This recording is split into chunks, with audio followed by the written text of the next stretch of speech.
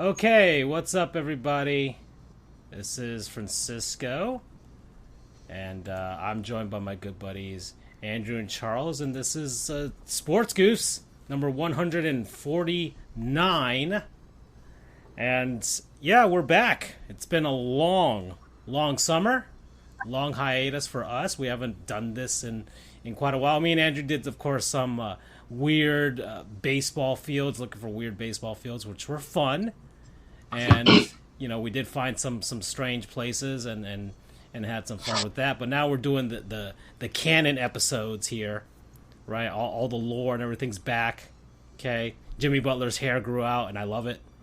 And the wrestling world has gone upside down now, which is fine and fun, And and Andrew's making that money now, so he's a player. He's been making it rain all over the place. Y'all don't know and I grew a mustache this summer, so that's what's gone down. Things have changed. Things have changed wildly since we were last here.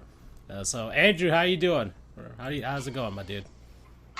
Not too bad. Just chilling. Like you said, working. I don't know. Not much to add there.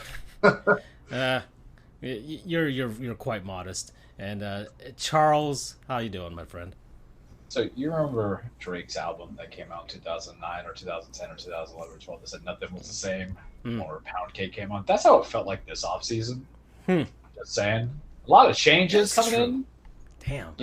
And I feel like we're back into dinosaur story, but yeah. I can't say we've evolved.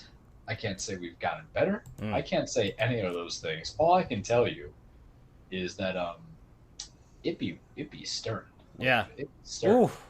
Things have happened. Whoops. I'm alive. I'm good. I'm kicking. Still doing Charles things. Oh yeah. That's it. That's all I can say. Yeah, you went to was it? I went to the Carolina. Yeah, or whatever.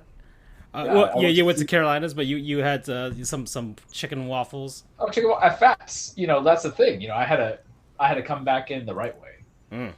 The right way was eating like 4 slabs of Oreo waffles with 3 head. And the thing is, I went through delivery dudes and I ordered, and they have a combo for $14. So I got lemonade, chicken waffles, and then fries this time. This is the first time I ever had their fries from Fats. Really? Like, yeah.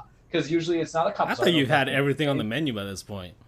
No, man, I have not strayed away from chicken waffles at all. So it just surprised me. And guys, except for 2 fries I had left over, I ate the whole thing. I don't know if I'm going to have dinner today. I'm surprised I'm hungry now. I'm kind of disgusted with myself a little bit that I'm even like feeling a little bit peckish. Okay. That's like 2,000 calories I had. Damn. Yeah, I'm over here trying to I need to exercise. I've been trying to lose weight by keeping down the calories, which is fine. But I've been maintaining it.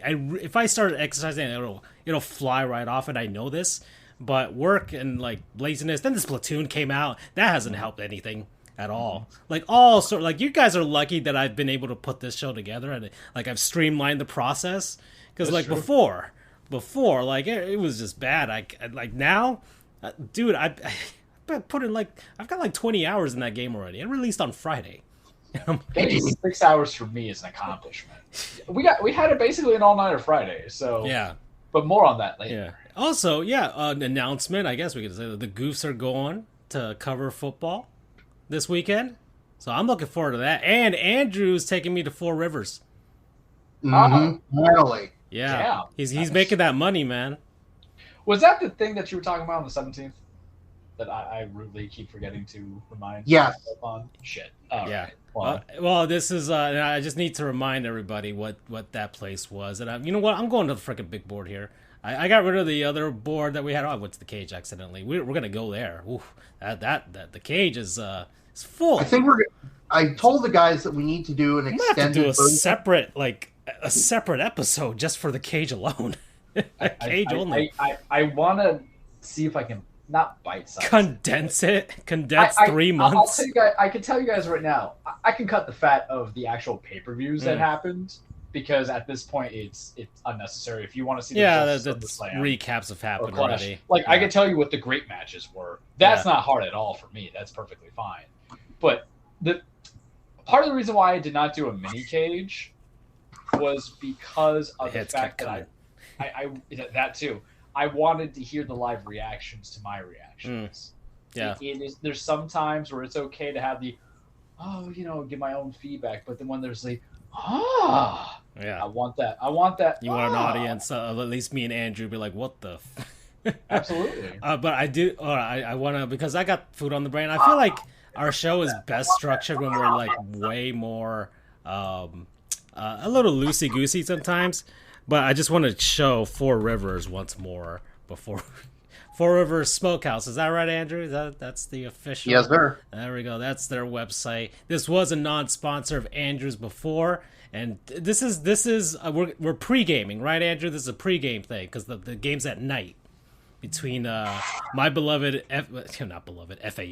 FAU Owls versus your most beloved UCF Knights. Although, even though I am a UCF fan, I'm always able to, I just want everyone to know, I'm able to put my emotions aside when it comes to reporting. Did accidentally blow up on Twitter the other day, Yeah. so the heat of the game. Oh, look at these. Desserts Must be are nice in to session. live in a glass house. Look at the desserts are in session. Strawberry tarts and oatmeal cream pies. Look at that. All right. They sell they sell it at Costco. They sell the pork and beef sausage at Costco now, Andrew. There you go. They're making moves. They're making moves. Let's see. Aura King salmon. Order now for pickup delivery. Okay. I thought they were selling like their own food, like straight up. I would have bought some stuff. If they're like selling their meat straight up and just like, you just take it home and do it yourself. No, but you need to have it at the place. Okay. Yeah. Yeah, that's just, look at that.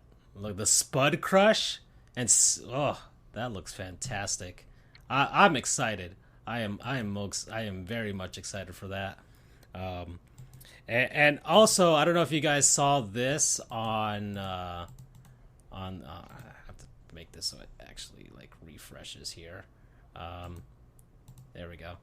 I don't know if you guys saw this on the Twitters and all that stuff, but MLB's got like a food fight going on their bracket. It's a bracket of the best ballpark foods for each of the teams.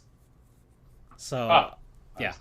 So I did want to look at this right now because baseball's happening. There's some stuff and for the most part, it's fine and everything cool, right? The Yankees are falling apart, which is fun. Are they? Like, I mean, they're treading water, I would say, at best. Treading water at best, while Toronto and Tampa are trying to figure out what they're doing, and the Orioles, I think, are sadly fading out. I don't think they can maintain what's going on. But so let's see. Hold on, where's the pictures of these things? All right, so I did want to go down the list. You guys want to see this? Let's go down. Yes. All right, so this is the Atlanta Braves. They're world champions burgers. But it's half pound of Wagyu beef burger. I think it's Wagyu. Yeah, I don't know. Maybe it's Wagyu. It's Wagyu? Georgia. They might, have some trouble with spelling and things like that. Brioche bun, cage-free pan-fried eggs, gold leaf Hudson Valley foie gras, lobster tail, which means it's instantly going to kill me, heirloom tomato, bib lettuce, Tillamook cheddar cheese, and truffle aioli. So that's Atlanta's. Francisco, you found a typo. It is Wagyu, not Wagyu. Yeah. So all right. So Atlanta. Imitation Wagyu beef, Yeah. which is concerning in and of itself. So that's Atlanta's. Let's actually I take this shit off. I don't want this. What am I doing? This I don't want to vote for the Braves on this one. I'm trying to remove my vote. Okay. So that's Atlanta's. This is Minnesota's. The Red Cow 60/40 burger. Burger is made with 60% certified Angus beef and 40% ground bacon. And the patty is smashed on the flat top grill to give it a nice caramelized crust, topped with Wisconsin-aged cheddar, candied bacon, and beer mustard, served on a butter-toasted bun with potato chips. So, guys, It's edible. Yeah, it's fine. If between the two, which one would you guys choose? Can I see a picture of the first one again? All right, so let's look at Atlanta, the world champions burger. I feel like this is what is made for me. These kind of things. I feel like there's too much going on in that first one in Atlanta. I concur. I feel like this would be so like you couldn't hold this at all. Like that thing's gonna topple over. I think it says it's worth the money that you're probably paying for it, but it's too much going on. You know, the adage of make burgers wider, not taller, definitely applies. Okay, so all right. So Minnesota, we'll pick that in the first round there, in the first right there, and then we'll go to next one is I guess both Philadelphia origin teams, the Phillies and the A's. So.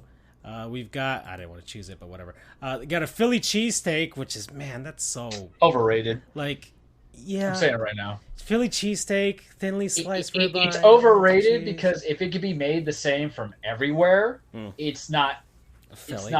It's not Philly. Yeah, it's not Philly, nor is it just special. Cheese Whiz, American provolone. That's Philadelphia Philly's choice right there. Like I have a Charlie's Steakhouse that's being built inside my Walmart, and guess what they have there? Philadelphia. Yeah. You know, I don't know. I've been tempted to go in there. Listen, I don't like to eat in a Walmart, but I'll try anything one time, right? All right, next is the Oakland A's dared to pair flaming hot cheesesteaks. So they both got cheesesteaks going on. Well, flaming hot, if it has flaming hot sauce, automatically wins. Like I have a bag of Doritos Cool Ranch flaming hot. Oh, come on, man. Yes. Like what? Yes. Thinly sliced beef, onions, cheese sauce, flaming hot Cheetos on a hoagie roll. Bros. Unfortunately for me, by default I have to go with the other one just because I have absolutely no. Mustard is spicy for you, we know. Yeah. Whereas I'm kind of like the Philly cheese. I just bought some fat acid reducer today, but you might hate onions, but it's there for the flavor. I hate the flavor of onions.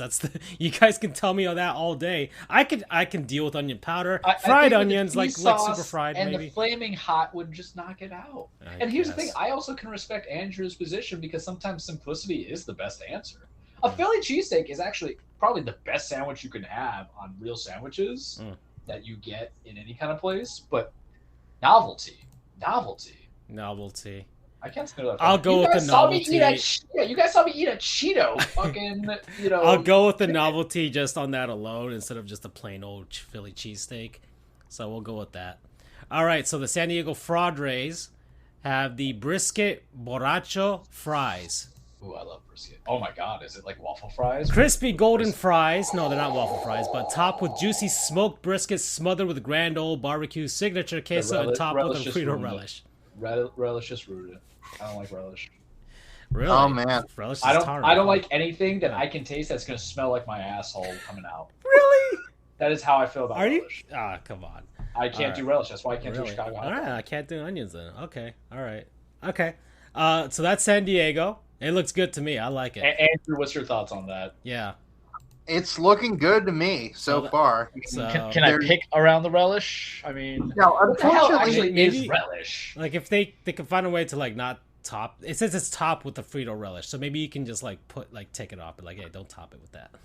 Now I just want to say this though. I'm going based purely on. This is a sports show, really. I'm just going based on purely. Do I think I can't know how good it'll be because there could be contrasting flavors in there that'll make me vomit. Really? I mean, I don't know. That's the thing. Well, that's why we're trying to expand your palate. So it's like sometimes contrasting flavors are good. That's kind of for the longest time, I refused to get the McGriddle at McDonald's because I thought, what? Why in the hell? What? Would I get? You don't like the McGriddle? I love the McGriddle. I can't. Well, hold on. Wait. You didn't hear the whole story. Okay. Let me. All right. Go ahead. I said for the longest time, that's a past tense.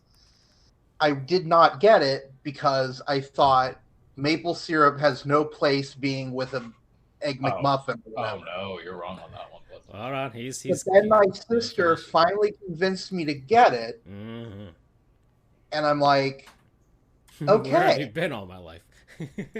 So what I'm saying is the inverse could be true with these. It could look good, but get those flavors together, and it could just be a mess. I don't know. Yeah. But going just based purely on the list of ingredients, this is looking pretty good. Yeah. And I like contrasting flavors sometimes, but then again, I eat like a raccoon at times. So. But too contrasting is its own issue. Yeah.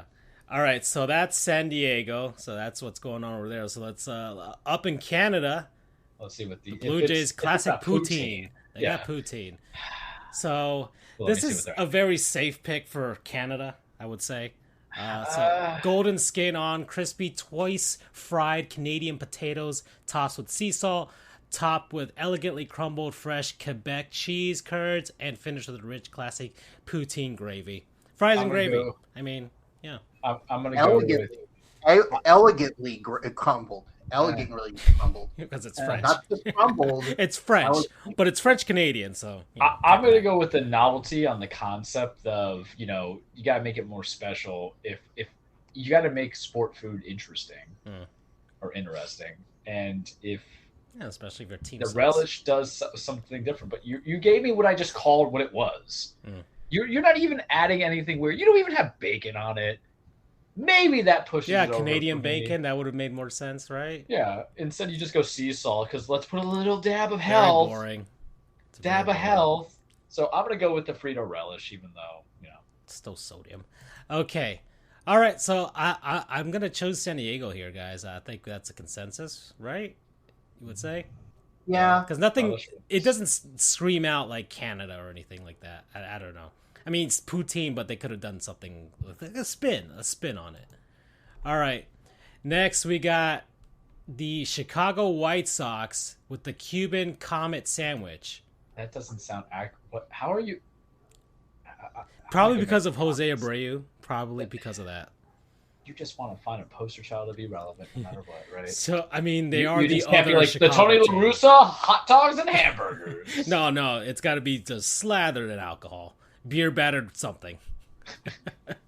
That's what Tony La Russa... A Tony La Russa burger is just beer battered beef.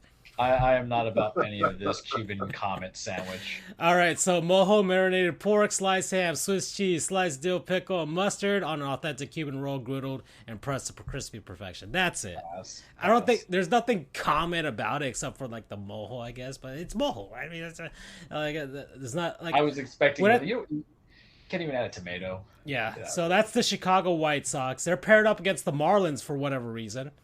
And who will not have, surprisingly, a Cuban sandwich. And they have a Cuban sandwich, the Marlins. Of course that's going to be the matchup. They seem to be... There's a theme. Look, they matched up 2 cheesesteaks. They matched up 2 Cuban sandwiches. 2 fries, 2 fries. I mean, that seems to be their MO. Oh, Miami, why? Oh, like, if our season hasn't gone bad enough, this is just making it worse. Wow, historical local influence. The sandwich is made from the guy who takes my $10 for the car when I go park on the street. Like this, yeah. You can literally like park outside of Marlins Park, go into Abuela's house. She's gonna make you this. Like there's nothing special about it. They have the water. They have the snacks. Like we literally have arepas in the ballpark. Like Pan is a sponsor. Like you could have done that, but. Oh man, this is the Marlins. I think Layla would do a better job. I followed the Marlins chef on Instagram. He didn't get in on this. Oh, this is bad. You know what they could have done to give me the extra point? The deciding thing they could have done, boys. Shoestring fries. You could have just put them in there. Yes. Just that would have been okay. I love potato stick fries, for you. Man. Those are awesome. But no, Chicago. I can't believe I'm saying this. The White Sox. There's the White Sox. Yeah. Whitest ass place. The Marlins, another loss. The bread looks like plastic. Damn, man. This is why Don Mattingly's getting fired. Okay, next we got the Houston Astros with the Tampa Bay Rays. The Crawford dog. So the Crawford dog, 2 Angus beef hot dogs, split and griddled on a potato bun, topped with Crawford Bach bacon onion jam, and yellow onion jam. Oh God, I like split hot dogs. Yellow mustard. I know you. Oh, you love like. What is that? What is a split hot dog? By the way? You just cut the hot dog down the middle and you cook it that way. I've seen like Meat Lover. Think butterfly style. Yeah, I think like I've seen Meat Lover hamburgers do it like that. You know, in like weird like hole in the wall shops where they're just like we have like a slice, not the whole hot dog, but half a hot dog sliced down the middle, like horizontally or vertically, I guess is the way we'll say it, Francisco, down the middle. Yeah. You know, butterfly is the best way. And put it so it is kind of life changing. So I'm not gonna lie, even though I hate Houston, year by year my hatred thaws a little bit. Yeah, well, this is a food thing, so we can be a little more impartial in that sense, except for the Marlins one. That was awful. That bacon onion jam. I can't get behind that, but let's see what Tampa's got. All right, it's going down on Tropicana. Strong. That's the thing. It's not gonna be that strong. So they got the foot-long tater tot. I love tater tots. Shredded Idaho potatoes, scallions, jalapenos, sour cream, cheese sauce, and smoked bacon from the Rays. Could they have done anything but a tater tot? And I love tater tots. I'm assuming there's a hot dog inside of it. No, I'm gonna go as is on what I see on that screen. Like that looks fine, but I want something that's gonna fill me, and I don't know. That's sharing food. That you so share it's a that tater tot. It's not a hot dog. Okay, yeah, it's a long tater tot. I mean, it's better than I thought what they feed the raccoons that live in Tropicana. So bully to them. Andrew, what do you think? Do your Rays sway you? Or you got to go to Houston. The first one again? First one, Houston. The question is, are you going to count? This is not how I wanted the show to go, but I saw this last minute. I'm just like, oh, yeah. This is perfectly fine. You know? It's baseball. We can segue into baseball. It's okay. Yeah, sure. Whatever. We can talk about football later on. I mean, God, I really... That tater tot looks real good. It does. I want to share that tater tot. And I hesitate to say anything positive about that garbage organization. The Astros. Oh, I thought you meant the Rays. Garbage can. No, the Rays are fine. They just play in a garbage can. Our ownership is garbage. The team is. I thought you were bringing that heat on the ownership. But I gotta go with that hot dog, man. That looks real good. Yeah. All right, 2 versus 1. I would have gone with the tater tot, but okay, you guys get the hot dog then. The tater tot looks fine. Listen, that was a hard one. We weren't sure. I just can't get behind bacon onion jam. I just can't get behind that. Bacon onion jam's fine. All right. The easiest one was the Cuban sandwich. Damn, man, the Marlins sucked. Sandy Alcantara's the only thing good this season.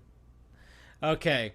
Next, we got the Cubs versus the Royals. The Cubs, Lily Q's pulled pork nachos. That sounds excellent, but it's going to fall into the tater tot logic. Smoked pulled pork with house-made cheese sauce. Lily's Q's smoky barbecue sauce. Baked beans, jalapenos, and sour cream topped with scallions. Oh, that baked beans. Oh, I love baked beans, man. So I love baked beans so much. Here is the issue of nachos. Are you ready for this? Yeah. Here's the issue with nachos. Do you ever clean the plate clean of nachos? No. So that's the hard thing that it has to contend with. It's very hard, yes. You know, because here's the other problem with nachos. The middle has the nacho-ness. The balance. And then the outer rim has nothing, doesn't have the guts. The balance. So then I'm just eating tortilla chips. So that's a disqualifier. Yeah. Well, not a disqualifier, but that's a point again. Yeah, so or you get to the bottom and it's just straight up tortilla. Because that tater tot was everything from start to finish. So I'm like, okay, I can work with that. Okay. So that's Chicago, the Cubs. And then I wish fewer places would put jalapenos on things. That's just a personal thing. That's what we're trying to work you up to, Andrew. Right? Eventually we'll get you. We'll get you to put up a resistance to it. All right? Like a clownfish with an anemone, you know?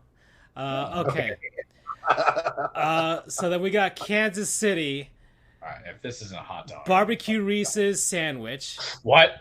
It's barbecue because it's KC. So what? Oh!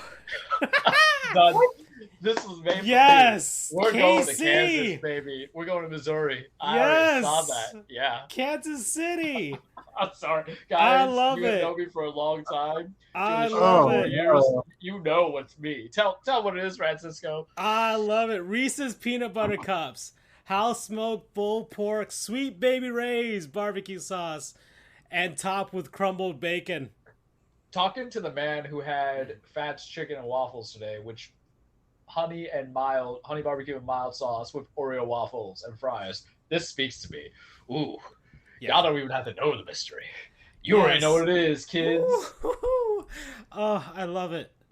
Oh, that wins for me. You, Andrew?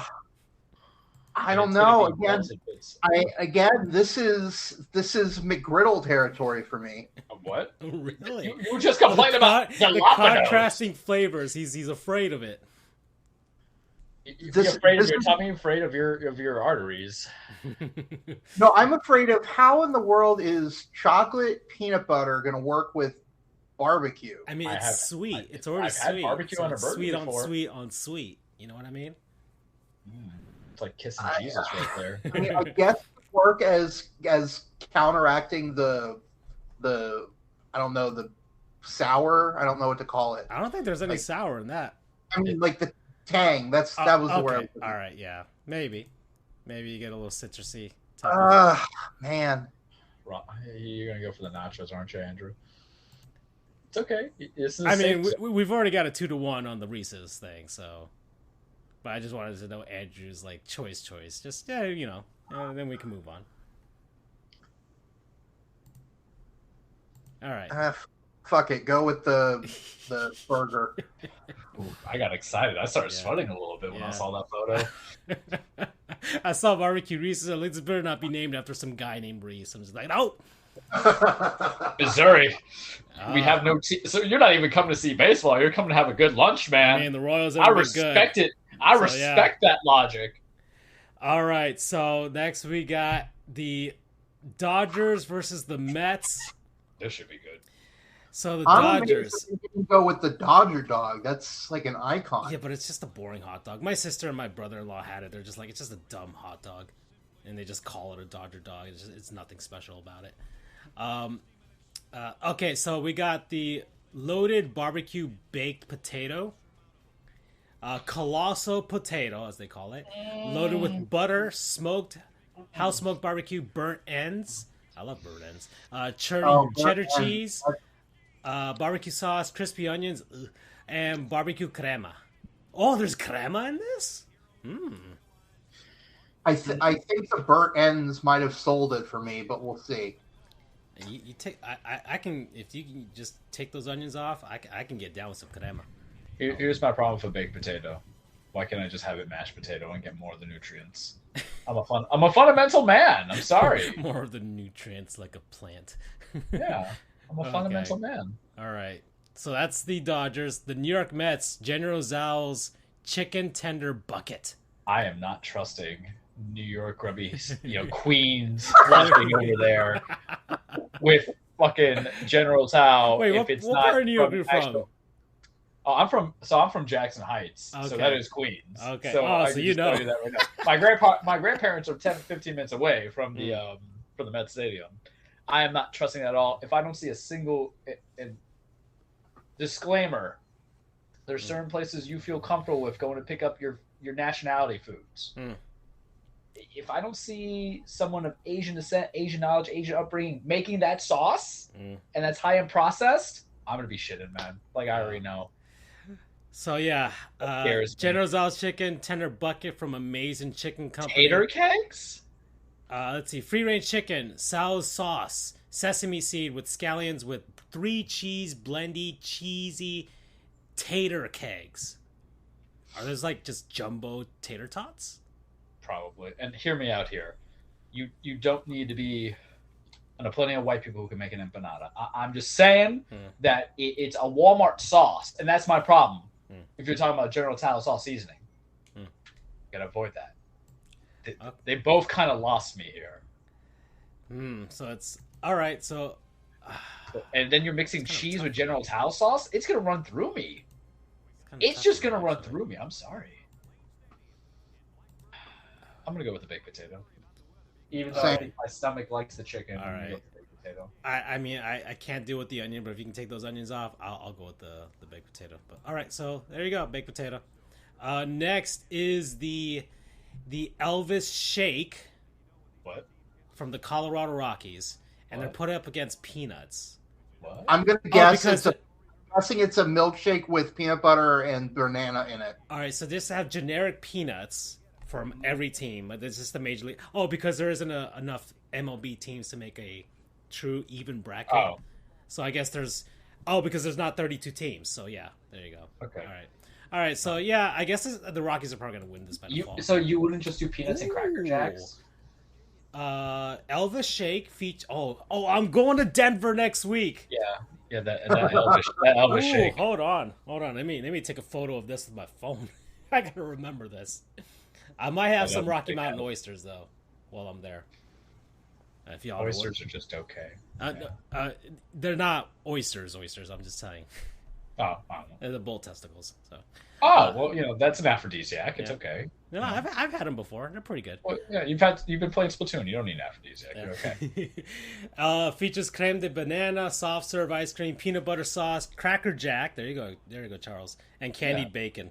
So that's the Elvis Shake. All right, that wins by default, and I'll give that one a go, guys. So here's my dad to get that. Here's a fair question: does anybody ever really buy peanuts anywhere if it's not a gas station? If it's not roasted? I don't. I haven't really bought peanuts itself ever, honestly. For the most part, I just peanut butter. That's it. So yeah, okay, all right. Rockies move by default. Okay, here we go. The Boston Red Sox versus the San Francisco Giants. All right. These are two things I can't have. The cold lobster roll from the Red Sox. New England style lobster roll is a classic at Fenway Park and includes fresh and local Yankee Lobster Company meat. That's ironic. Herbed mayo, celery, and is sprinkled with lemon and chives on a brioche bun. So that's Boston. I've never had lobster rolls, so I mean, we're really gonna have to see what other side neither is. have I, and I never will, I guess.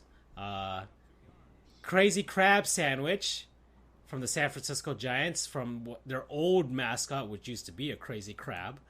And that was Jameis Winston intensifies. Jameis Winston testified. Crazy Crab Sandwich. He won the game, actually, last week.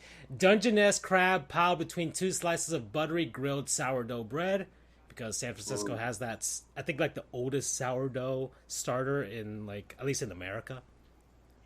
So that's probably what that's about. And yeah, Crazy Crab is a reference to their old hated mascot. And yeah, so I don't know. What do you guys think? I mean, I can't have either one ever in my life. So I mean, just because I'm thinking lobster in New England and the benefit of it, like how great it's supposed to be, I'm just gonna go with the lobster roll. no, Charles choosing the Red Sox. How about you, Andrew?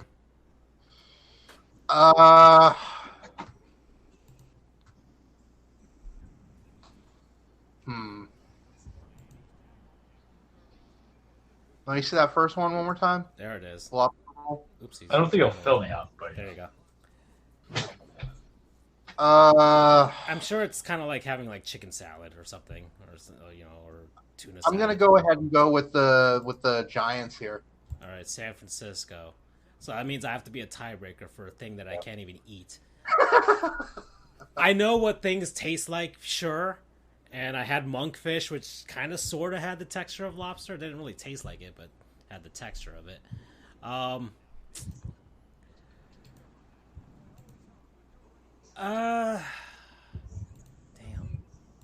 I'll just go. I mean, I kind of like the way the bread looks on the Giants one, so I'll just go with that. So I'll go San Francisco. So we'll go with that. okay. All right, next I'm just gonna call them Anaheim. The Anaheim Angels versus the Washington Nationals. I don't give a shit. They suck anyways. The Nashville style fried chicken sandwich in Anaheim. So there you go. All right, you have my attention. Alrighty. I like Nashville style fried stuff. So house-made spice blend, topped with 48-hour brine pickles and Melissa's Produce coleslaw, all right, tossed in a creamy jalapeno cilantro dressing, all served on the soft Martin's potato bun. All right, so we know what a Martin's potato bun tastes like. That's for sure. Okay, it looks pretty good. Doesn't look too shabby. All right, so there you go. Next is Washington, roaming rooster honey butter chicken sandwich.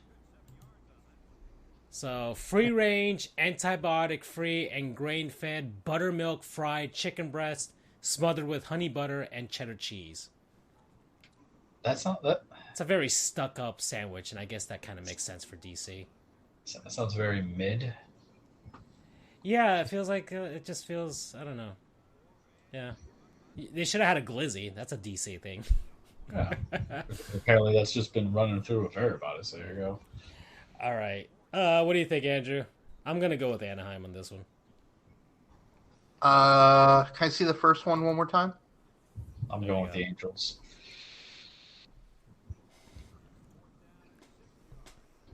So that's Anaheim, and then we got Washington. They're both not really appealing to me, to be honest. All right, so I guess Anaheim. I'll go with that. Yeah. That one seems more plain. All right, Anaheim, regardless, 2-1. Next, we've got the New York Yankees versus the Baltimore Orioles. Ooh. All right, so the Yanks. We'll see. We'll see if the Yankees do worse than the Orioles in 2 ways this year. All right, Lobel's steak sandwich. So this is the Yankees, a thinly sliced USDA prime New York strip steak, tossed in a gourmet blend, scratch gravy, and served on a toasted brioche bun. Really, New York. No. Out of all the, I get New York steak. I find, yeah, sure, but wow, it's very out of everything. That's the best you could come up with. That's as plain as Derek Jeter's tenure with the Marlins. Mid. That sucks. All right, Boog's barbecue sandwich out of Baltimore. Already won. Traditional pit beef sandwich offered with the selection of that's sauces kind of mid and too. a split up brioche bun. That's kind of mid too, though. Pit beef sandwich offered with the selection of sauces. Less mid. It has sauces and stuff like that. I guess that kind of spices it up a bit. But they don't even own its sauces. Yeah, you would think it'd be something like a crab-based thing with Maryland, right? Yeah. So I don't know. I mean, Boog is a former player of theirs. Yeah. Boog Powell. I'll go with Baltimore. All right, Andrew, you pick Baltimore. Yeah. All right. So, Lex is Cincinnati versus Pittsburgh. Skyline Chili. We're at the 40-minute mark. I'm glad the show's back. Skyline Chili Cheese Conies versus the Pirates Reuben Dog. All right, so let's see. This is Cincinnati. Skyline Chili is their famous chili over there. You know, it's hot dogs and steamed buns with mustard, covered with Skyline Chili, secret recipe chili, diced onions, and a mound of shredded cheddar cheese. Not even melted, by the way. A mound. Yeah, that's basically what they do. So that's their thing. I mean, that's kind of like my language right there. Yeah. All right. So that's Cincinnati versus Pittsburgh, a Reuben Dog. So locally manufactured corned beef, Thousand Island dressing, Swiss cheese, and sauerkraut on a dog with a lot of snap in quotation marks. So that's a Reuben Dog from Pittsburgh. So what do y'all say? I mean, the Jew in me is saying the Jew in me defaults to the Reuben because that's like one of our food groups. Yeah. So, I mean, that just sounds awesome. So yeah, Reuben Dog for me. How about you, Charles? First one. All right. I'd like the completeness of the Reuben Dog. I've heard, and maybe my bias is with like what I've heard from Skyline Chili. Some people say it sucks, some people say it's good. I've heard too much about it to like I'm just gonna go with Pittsburgh. So, all right. Next is Cleveland versus Detroit. So the Indians, or gosh darn it, the Guardians. Gosh darn it, man. Sheesh. Wow, that's gonna take a bit. It'll take another year. All right. Guardians, Commanders. The racist meme there. Just the Dians. I'm just gonna call them the Dians. Guardians. Yeah. Some people have shortened it to the Guards, which is pretty cool. I think that's pretty good. Okay, pork mac and cheese cone at Throwing Smoke Barbecue. Okay. So large waffle cone stuffed with creamy mac and cheese and Montgomery Inn pulled pork, topped with coleslaw and a drizzle of barbecue sauce. All right, Cleveland. All right, yeah, I'm on board. They're speaking your language. There we go. Okay. Let's see. Detroit, brisket, mac and cheese, pasty. So, okay. Rich, flaky crust stuffed with hatch and chili queso. Mac and cheese with smoked beef brisket. Both of these are kind of hard. Wow. Yeah, these are. I do love a brisket. Hitters. Yeah, and they're weird too. They're untraditional form factors, I would say, of presenting these foods. You know, this is inside of a pasty. The other one's inside of a waffle cone. This is a hard one. I honestly could go with both, to be honest. I don't know. What do you think, Andrew? Give us some guidance. Can I see the first one again? So that's Detroit. This is Cleveland with the waffle cones.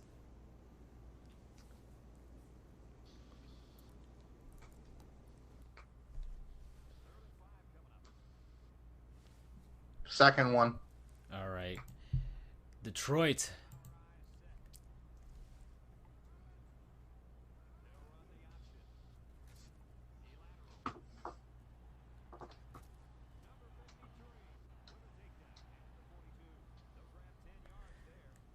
I think I'll go with Cleveland.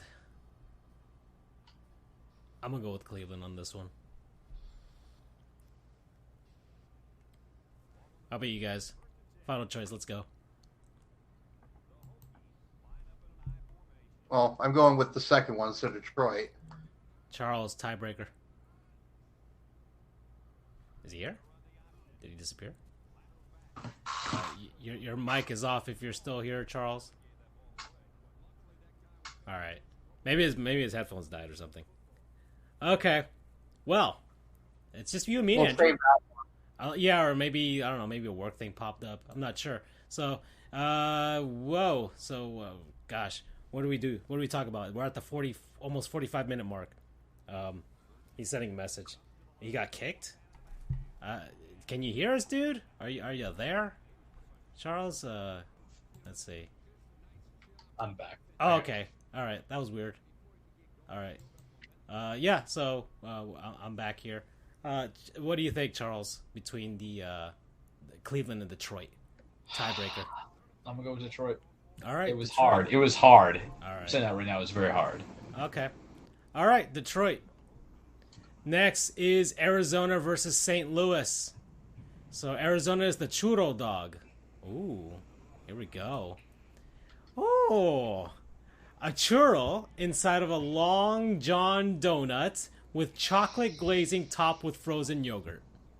Sounds kind of wrong, but kind of delicious. It does. It does. All right, that's Arizona. Good for it. Yeah, I like that. Next, I'm sure that's something because these both have some connection to Tony La Russa, so that's just a drunken man's dream. Jesus God. Petty Hard On is the name of the show for a reason, right? Yeah. Dinger's Donuts Delight from the Cardinals. Mini donuts topped with homemade frozen custard. It's very safe, I think, in a way. In a way, it is to me. I'm going to go with Arizona, to be honest. Just for the pageantry of it all. So what was the second one? the donuts, Dinger's Donuts, mini donuts topped with homemade frozen custard. So that's St. Louis. First one again for me is churro dog. Churro instead of a long donut. I mean, I do love churro, but inside a donut, I feel like that's too contradictory of tastes.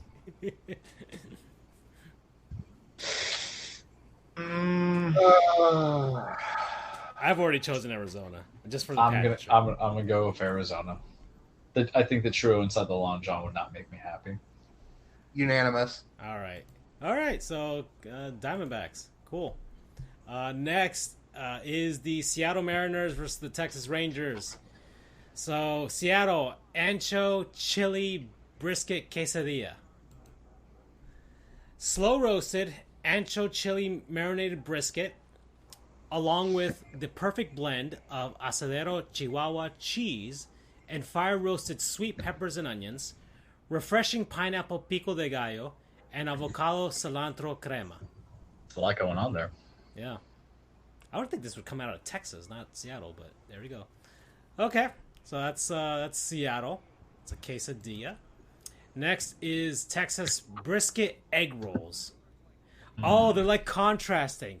Quesadillas coming out of Seattle and egg rolls coming out of Texas. Like like the more Asian places making Hispanic food, yeah, there you go. Okay.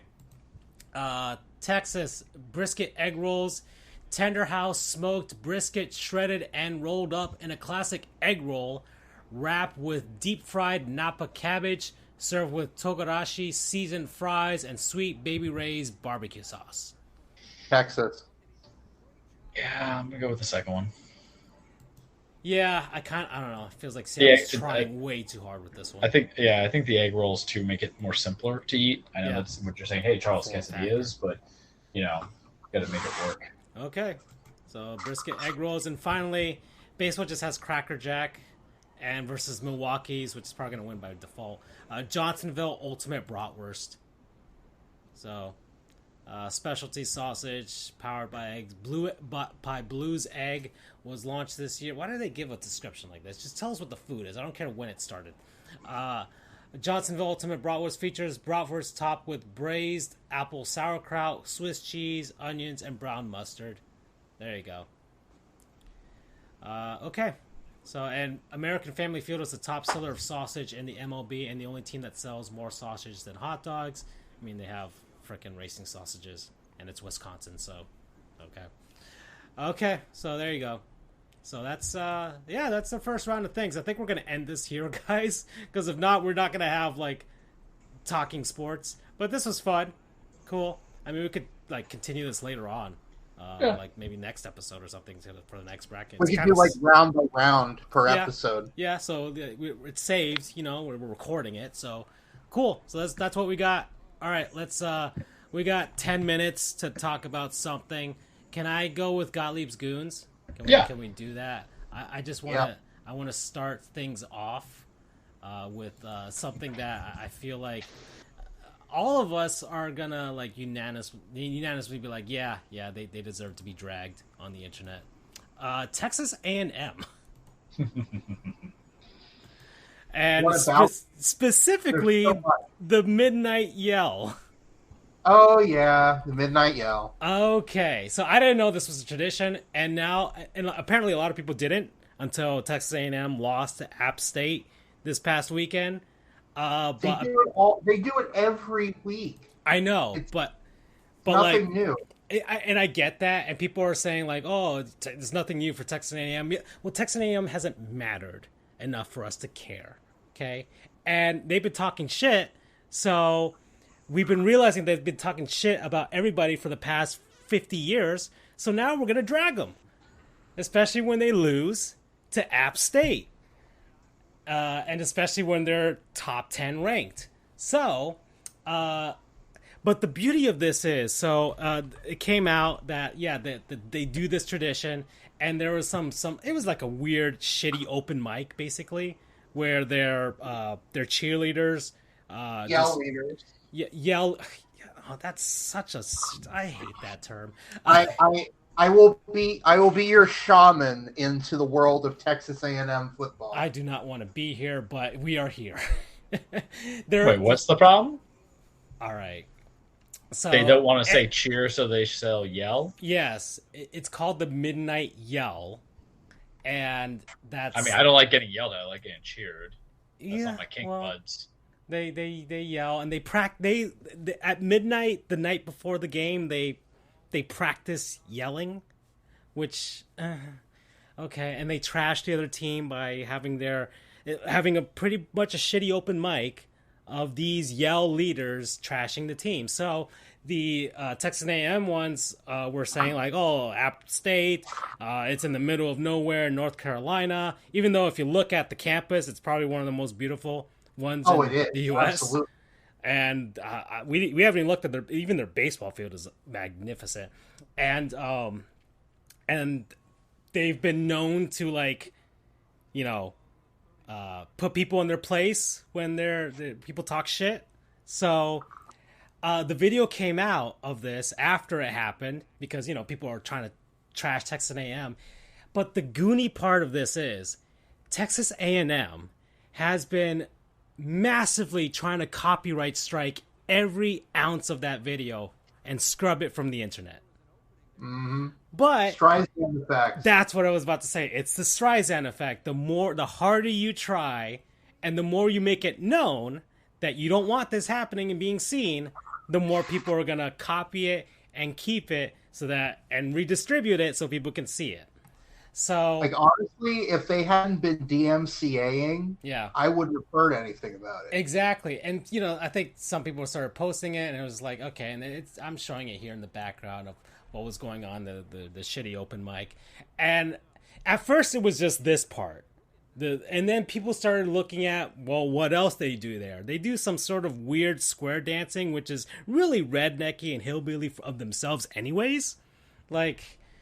oh man, this is like 1950s. Like, man, if you brought a minority from the 1950s to today, they probably think it was some weird Klan rally of some sort. Anyways, I'm dragging them this time. This is all pent up over the last 3 months, but man, Texas A&M. But I just want to say before we start dragging them much further. Something that is near and dear to my heart with Texas A&M, you got to pull her up. It's Reveille.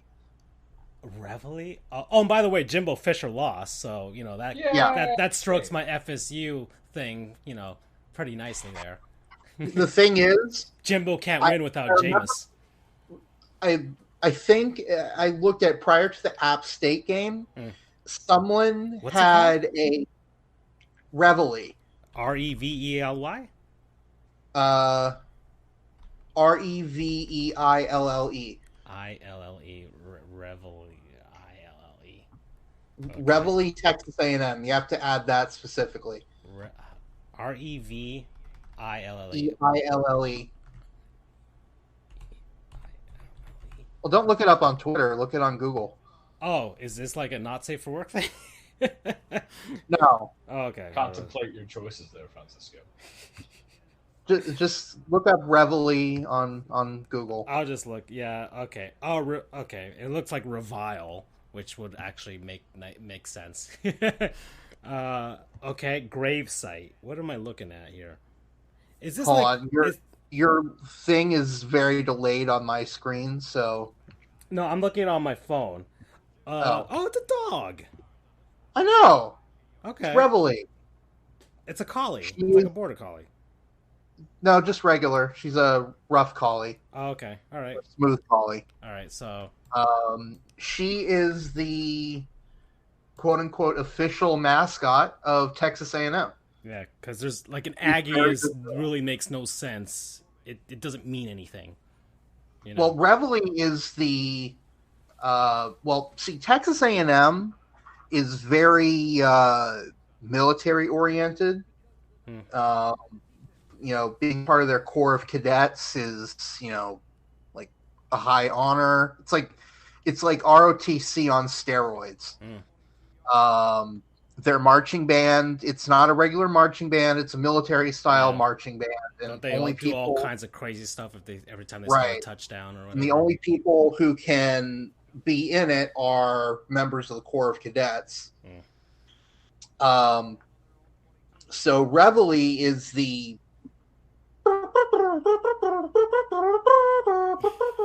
song they play in the morning on trumpet. Okay. So that's her name. She's the first lady of Aggieland, as they call it. She's the highest. She's like a general ranking in the Corps of Cadets. She's ranked higher than any of the students, which makes sense. Which is honestly, I honestly would rank her higher than any of the students. She is the only animal aside from service animals that's allowed to go into any building in the school. She is a dedicated, I believe, sophomore handler. And the tradition is if Reveille barks in a class, the class has to be immediately canceled. Okay. Oh, man. She is a very, very good girl. The dog's a good girl. The people are not. All right. Texas A&M, that's what I got. That's the goon that I got. We're at the 57-minute mark. Do you guys have any you want to talk about over this? I mean, there's stuff. There's stuff. We got 3 months of it. Not sure. Now we can go to non-sponsors. We're almost there. Let's just start it early. All right, fine. Yeah, because then we got like football and baseball's happening. We'll get to baseball. And yeah. Okay, so word for non-sponsors, people, places, things, concepts. I have less graphics now because I'm trying to streamline this whole show. So there's less of some things. It just takes too much time for me. That we've been enjoying over the past week. So guys, who wants to start? Like, we've got 3 months of like things that we've enjoyed over the last week, but who really wants to get it going? That's a terrifying because I know what I feel like I have many things I could choose from. Yeah. But, like, the thing that's been on my mind since Friday overtakes everything right now. And I feel like we would share that, so that's part of the problem too. And I think in the 3 months I've been out, it's going to be... You know what? I'll start just to kind of to differentiate to it. All right. So, boys, I'm getting older. I'm 33 now. There was a birthday that passed in, and when you segue from 32 to 33, it doesn't seem like it's too big of a change. But when you play certain games, like I have this year, and it's going to be a game, because I've listened to too many audiobooks, but I've also played and beaten too many games on the hiatus. And I've had a lot of food that I can talk about as well, but I'm sure I'll revisit those things. So we want to talk about things that have poignancy and meaning and effect. And Francisco and I play a lot of video games. Andrew doesn't, because Andrew's the adult here. He likes video games, likes Kingdom Hearts, he likes the show. We love him. But video games have now transcended to be a medium of entertainment, and I would also say to art. It is no longer just the Mortal Kombat of ripping people's skulls out or being Mario and then wondering why we have trust issues jumping down big pits and naming our lizards Yoshi. I do not have a lizard named Yoshi. But sometimes you have games that touch your soul a little bit and connect with you, because everything ought to be connected. It's like we're sharing strands of each other. And Francisco may have hyped this game up. Kidding? So, for me, I guess my non-sponsor during the break is the second best game of the year that I've played. And for those who don't know, I tally up the games I have and I rank them, and I give them assignments. So, obviously, Returnal is still my game of the year. Haunting game. Death Stranding is my second game of the year, despite my love of Shredder's Revenge that I hyped up so much on. Yes, you are Amazon delivery man. You really are Amazon delivery man. You're Amazon delivery man in apocalypse. And I think Francisco hyped up last time when you used it as a non-sponsor. So I'll just go about how it touched me, because aside from being a very chill game and just doing your deliveries, it is kind of scary. I did not play it on normal mode. I played it on story because I was there to get what I needed to get out of it. Kojima understands me. But buddy, that final 2 hours, That's when it became an actual. It was like, yeah, it's movie-like right there. Yeah. The final 2 hours just transcended emotion and connection and feeling and want and reflectiveness and, to use my Brooklyn Nine-Nine imagery, pain. I didn't cry. Brooklyn Nine-Nine. I like Brooklyn Nine. Yeah, I still have to finish the final season. This is the problem with things like end. The final season's just kind of. Yeah, like when things end, I'm just like, all right, now I can just reserve my time to watch it whenever, because no one I know really likes Brooklyn Nine-Nine, and it's one of those shows that there's no collective group to say, hey, we all like Brooklyn Nine. Like everybody likes The Office. They always quote The Office. I do too. I watch the whole thing. Yeah, but the thing, this is the point. Like The Office, no one shuts up about The Office. Oh, that means some The Office. Parks and Recs, no one shuts up Park and Rec. We all know the references. Even Community, 6 seasons of the movie. But for like Brooklyn Nine-Nine, it's just kind of like... That's true. It came too far into the end, and then the streaming started happening, and people were just kind of like, It feels like super anonymous, and I'm going to say this now. I think... Can I say this? I'm going to say it anyway. I think Brooklyn Nine-Nine is prejudiced by viewership because it's a show about cops, and there's a very split view on cops that can be rightfully deserved and rightfully owned, but it's still a comedy. So it's really funny. Brooklyn Nine-Nine, you should watch it. Inadvertent and non-sponsor. Yeah, seriously. Like, it's great. Like, Amy and, whatever his name, I forgot his name right now. Amy and Jake. Yeah, Amy and Jake just... I feel that. Deputy or Raymond, whatever his name is. Ray Holt. Ray Holt, yeah, thank you. Like, it's been a bit. Terry Crews is actually... And you know what? It got a little bit better when Gina left, because I didn't like Gina, because, it was just kind of like... Too abrasive of a personality. It was just like, let's purposely force ourselves to have the abrasive character when we do abrasive Italian New York girl. Yeah, and then Boyle, like... I didn't like Boyle, but then season 3 happened, and Charles. Everything was like, yeah, well, that too. But I'm like, who is this OCD guy? But everything would be like, Nikolaj. And I'm like, yeah, I can see it. It's definitely a good show. The only person who really, and Rosa, watch Brooklyn Nine-Nine. That's my side non-sponsor. Just because it's a show about cops doesn't mean it's about bad cops. You want a bad cop corrupt show, go watch The Shield. Fantastic show. Great. Want another good cop show? Watch The Wire. It's fantastic. But Death Stranding, you felt the emotions. BB-28, oof. Every time I hear Matt Mickelson now singing, see the sunset, the day is ending, I feel a little about that. Well, like, it is how I feel about Kingdom Hearts, the same way as how I feel about Death Stranding, that no matter the adversity, there's always a light coming out. And it takes a lot to kind of say that. Aside from PS5 Director's Cut, just beautiful and everything like that, it's not a hard game. It takes 45 hours to beat. You could literally just watch the YouTube stream, but it's not the same. It's not. You have to. It's not the same. It's not. It's a game that there's no other game like it. There's no other game like it, and I like that uniqueness with it. But I felt something. Yeah. And it's rare for you to feel things. I think sometimes in today's day and age, where it's just like headshot. Yeah. Or when it's a blatant play on nostalgia, and this is not a blatant play on nostalgia. So do yourselves a solid, go play it. Death Stranding is like cheap now. Yeah, it'll make you want to call your dad.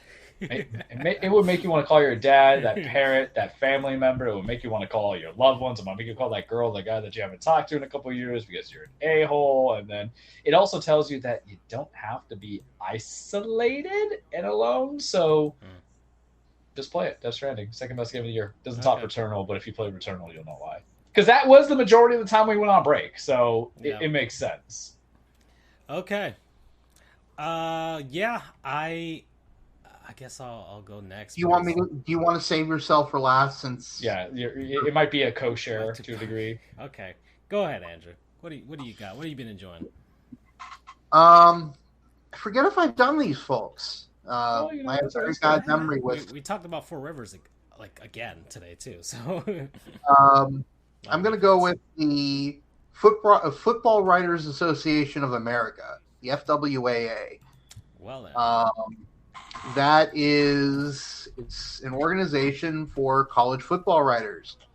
I'm a member. Yep. I joined a couple of years ago. And I mean, you get some perks, which is really cool. But I mean, it's not like, you're enshrined in something. It's not like you can only get it if you're like a veteran or a veteran of the field or whatever. But it's kind of cool, to be honest, to be a card-carrying member of such a, like, it's a voting organization that votes on awards at the end of the year and such things. This is college football only, right? Correct. Okay. So you're not like with Adam Schefter and all that stuff. Well, I mean, no, but like most of the major ESPN employees are members. Okay. So it's, I mean, I'm not in their league, and I'm not in their league, nor would I ever dream to be, because I'm a lawyer. Tom Brady's not far from here. Maybe Andrew can break the story of his real retirement. I'm lawyer. I'm not a lawyer. I'm lawyer adjacent or attorney adjacent. Attorney at law. But it's kind of cool to say, hey, I'm part of this group with these really cool people. So I don't know. I mean, it's not like a life-changing experience, but it's kind of cool thing to add to the resume. Yeah, exactly. When you're at a conversation with somebody who's like, yeah, I do this. It's like, oh, cool. Yeah. Oh, cool. Yeah, no, that's awesome. And I'll rub elbows with some of these people in Boca this Saturday. So yeah, after we're stuffed with Four Rivers. So yeah. I may not be of much use after that. So I guess promo code is. Hold on. I had it in my head for a second. I have no shot of being in the same league as these people, but it's still cool to be in this organization with them. That's a very long promo code. Oh, I didn't do a promo code on mine. Oh shit! I'm sorry. Promo code. Damn it! I'm sorry. Promo code BB. There you go. Baby daddy. No, that ain't me, bud. Well, isn't I don't know. Should I spoil the game? Should I be like, isn't he like his own dad or something? I don't know. At the ending kind of got me. All right, okay, guys. You didn't figure out the ending? I didn't watch any of the lore stuff, but I just feel like he's his own dad or something like that. Or his dad was his dad's dad. I don't know. Not Charles, but Cliff was his dad. Off the show, I will tell you what it is. Fine. I don't know. Maybe I got too buried under the Kojima. Wow, I thought you had that registered, bud. Okay. All right. I just know that the BB was him, and at the same time, like, they were split with their souls, and okay.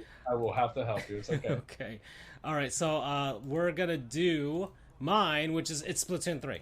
It's just Splatoon 3. Wow. It's Splatoon 3 because honestly, I've enjoyed a lot of things over the summer. I started getting back into movies. I started watching movies, guys. Okay, I watched Big Trouble. So proud of you. Yeah, Big Trouble in Little China was awesome. Fantastic. I really that's my favorite one so far. It's because it's so much like stupid 80s bullshit, but they don't try too hard to explain what's going on. Just like they're Chinese, they got magic powers. Just go with it.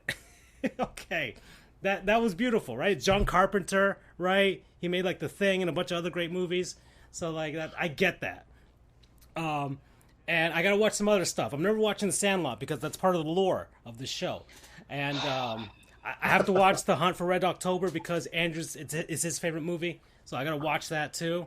Okay, I'm watching stuff. I watched Kindergarten Cop. I really like that, Charles. Yeah, that was a great recommendation over all the other stuff that I showed you. It's not a tumor. Exactly. It's not a tumor. Yeah. That's great. When he started beating up that abusive dad, that was great. I loved it. Oh, that's great, yeah. Yeah. But although I'm going to spoil the party here and say I have not seen Kindergarten Cop. What? It's free, Andrew. It's free on what's it free on? I think it's either Tubi or Pluto TV, one of those. But it's free somewhere. Okay. Or maybe it might even be on like Freeview. I think that's on Amazon's free TV thing. Okay. So it's there's a lot of those like classic 80 movies are like free now. so you can watch them. So I'm getting into it. Like I'm cooking again. Like I'm actually like really cooking, utilizing the kitchen that I have in my room. So I'm watching the movies while I cook. So I'm like, just try not to burn down your place.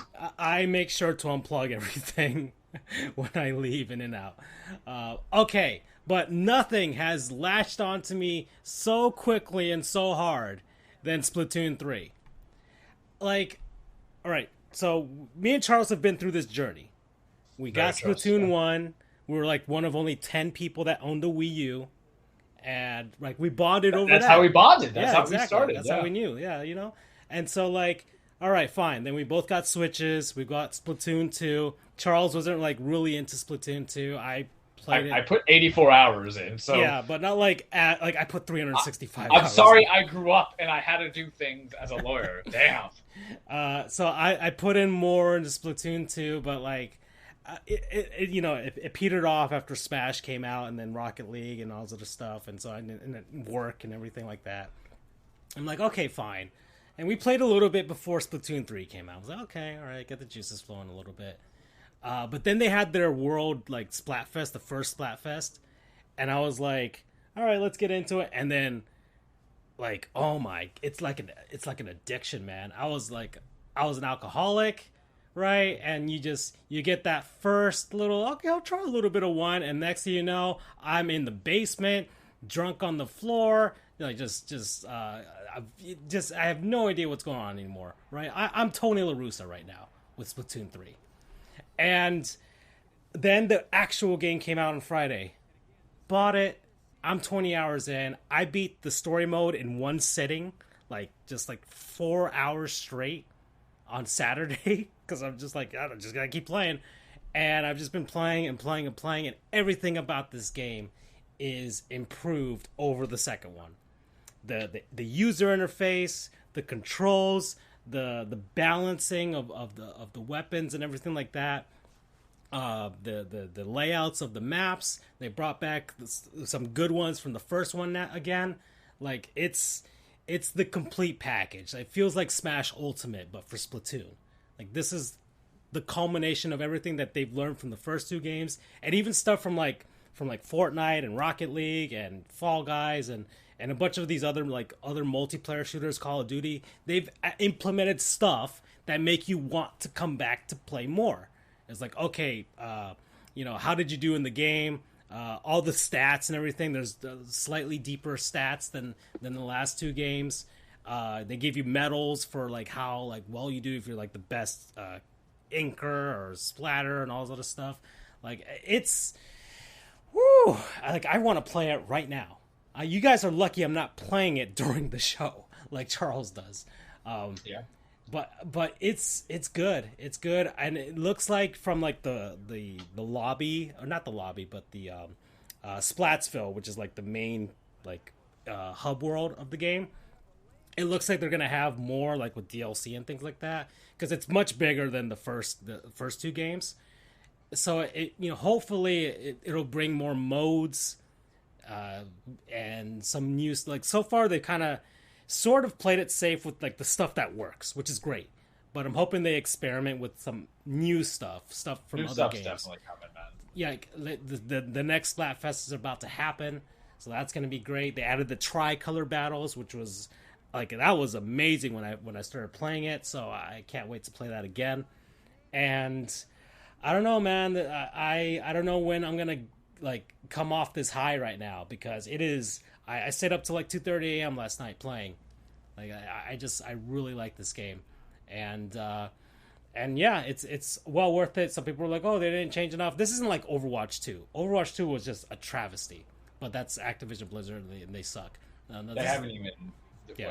That was in beta, and they're still kind of. They're even. The thing about that is that anybody who played Overwatch 1 is just going to get blipped out because Overwatch 2 is mandatory. So you got to. It's free to play. Yeah. But means nothing. Yeah.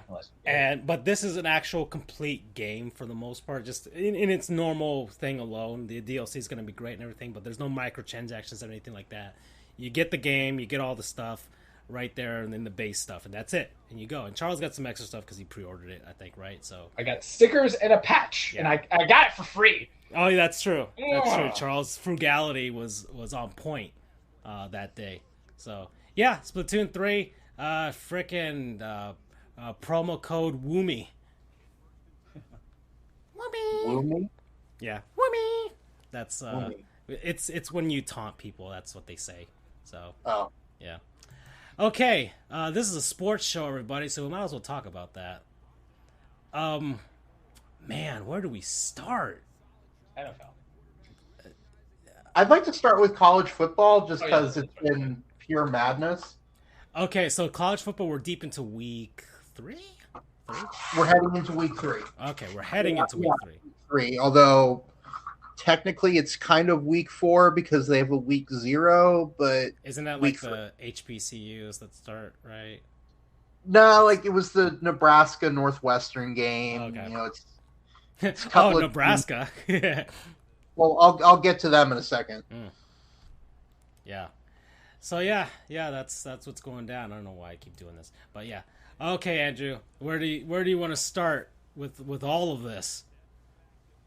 Well, I guess I want to start with how it's been upset season so far. Not necessarily to the level yet of 2007, which was, that was the year that Appalachian State beat Michigan. That was the year of the curse of the number 2 ranked team. That was just pure chaos. This season, though, hasn't been that bad to start. Just in week 2 alone, I'm going to list off some upset games here. There's something called play games, or it's like pay for play. I don't know what it's called necessarily, but it's basically where a bigger team plays a littler team, The cupcake to games. play them. Yeah. So like that's your cupcake FBS FCS games. Yeah. I'm gonna rub some salt in the wound here, but Florida State, Jacksonville State from a couple of years ago. Yeah. You didn't lose to them this time, though. Yeah. Or you didn't lose to your FCS cupcake this time, so mazel tov. So in week 2, we have Bowling Green State paid $350,000 to FCS Eastern Kentucky. I love how you're naming the amount they paid to. That's great. And it was a 59-57 loss in quadruple overtime. Utah State lost 35-7 to FCS Weber State. They were paid $390,000. Nevada lost 55-41 to FCS Incarnate Word. And UIW got paid $400,000. Notre Dame lost 26-21 to Marshall. The Thundering Herd were paid $1.25 million. Nebraska, in the final game of Scott Frost's tenure, I guess, Yeah. was a 45-42 loss to Georgia Southern, who was paid $1.42 million. And then the pièce de résistance, circling back to our Gottlieb Goon, Texas A&M lost 17-14 to Appalachian State, who was paid $1.5 million to play. So all told, we're talking like, I don't know, $5 million in these upset games. Yeah. But it's been a wild and crazy couple of weeks so far. I mean, let's start with the big news: Scott Frost out at Nebraska. For those who don't know, Scott Frost Used to play for them. That is correct. Scott Frost was a national championship winning quarterback for Nebraska back in the mid-90s. That's the last time they were relevant. Back when they were relevant, absolutely. He goes on, makes his way up the coaching ladder, and eventually gets his first head coaching gig at UCF starting in 2016. He takes them in 2 seasons. He only lasted 2 seasons at UCF. They went a total of 19-7 including a 13-win perfect season in 2017 en route to, say it with me, Charles, a national championship. Okay, so after that, Nebraska fired, or in the middle of the season, Nebraska fired its head coach. I forget what his name was. Hired Scott Frost to be kind of the golden boy coming back to bring his program back to some sort of success. Think Steve Spurrier. Oh, yeah, he did coach at UF. Yeah, it's basically they were looking for like a Steve Spurrier part two. That didn't really work out. The Scott Frost one, the Spurrier one, did pretty decent.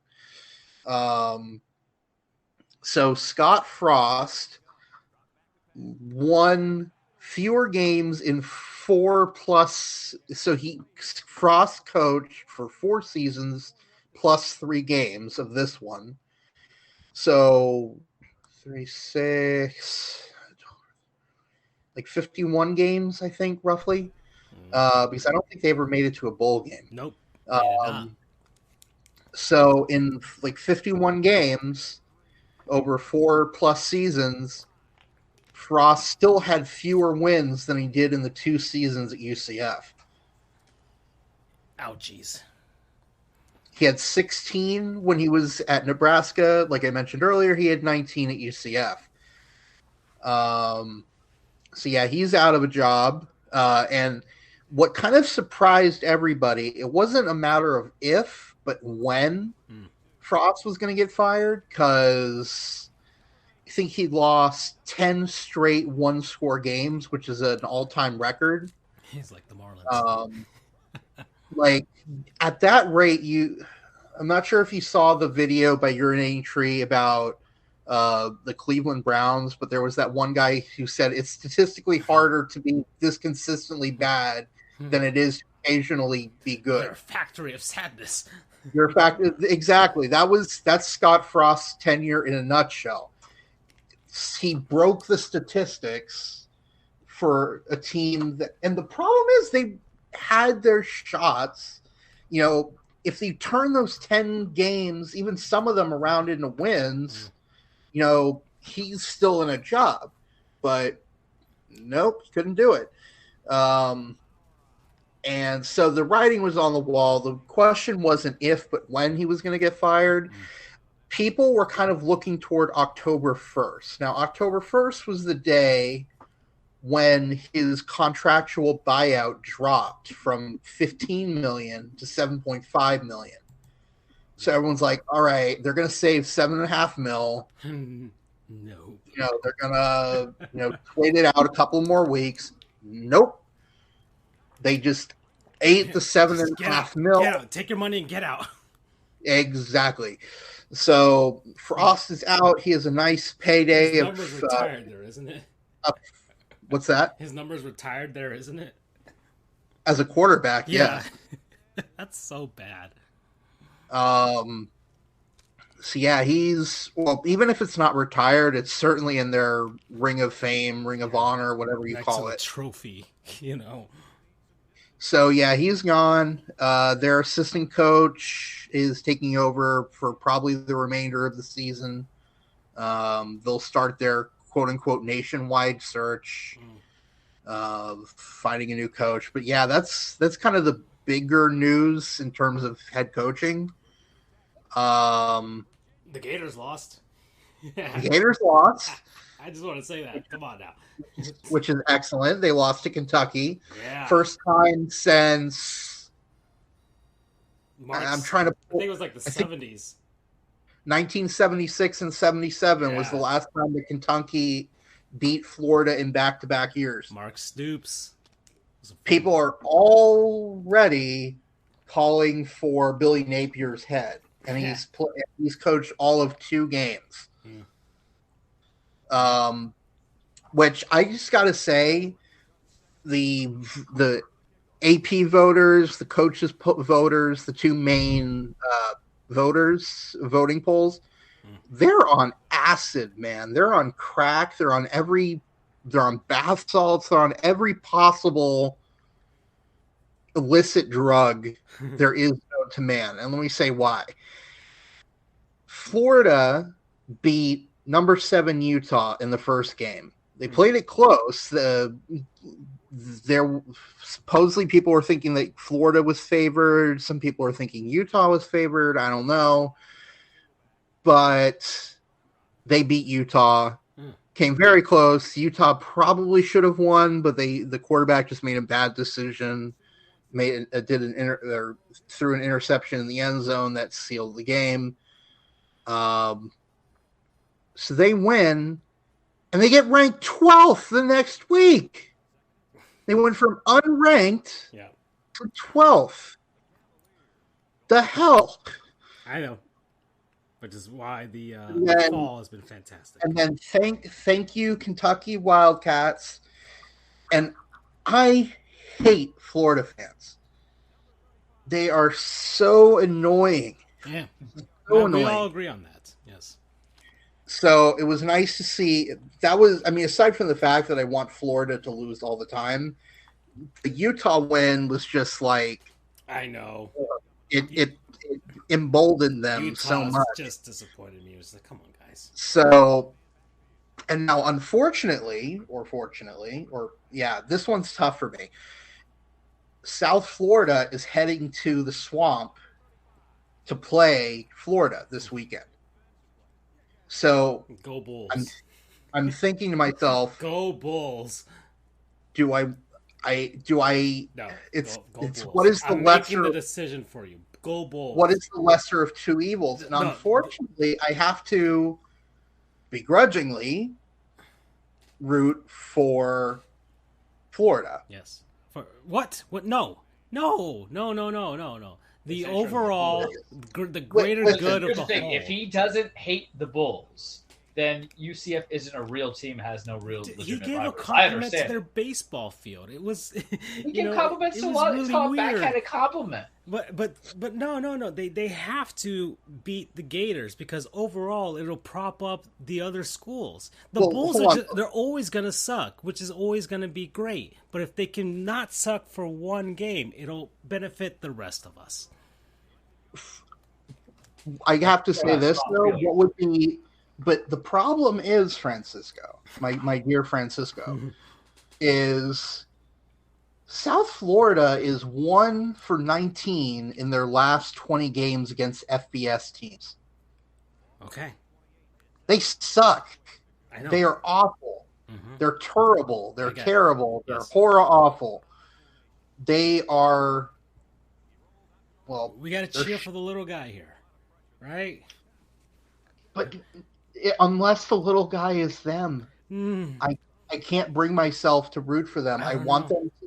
I want the Gators to death roll those cows. Okay. Alrighty then. Anyway, FIU on the other hand, they still suck. I was present for their first win in almost exactly one calendar year. Their last win was 2021 against Long Island University on September the 2nd of 2021. And they went completely winless since then. And then they won in overtime 38-37 over Bryant. And it was September 1st. It was 364 days between wins. Yeah. FIU still has not won a game since they upset Miami in 2019 at Marlins Park. Wow. They have not beaten an FBS team since then. I think they're like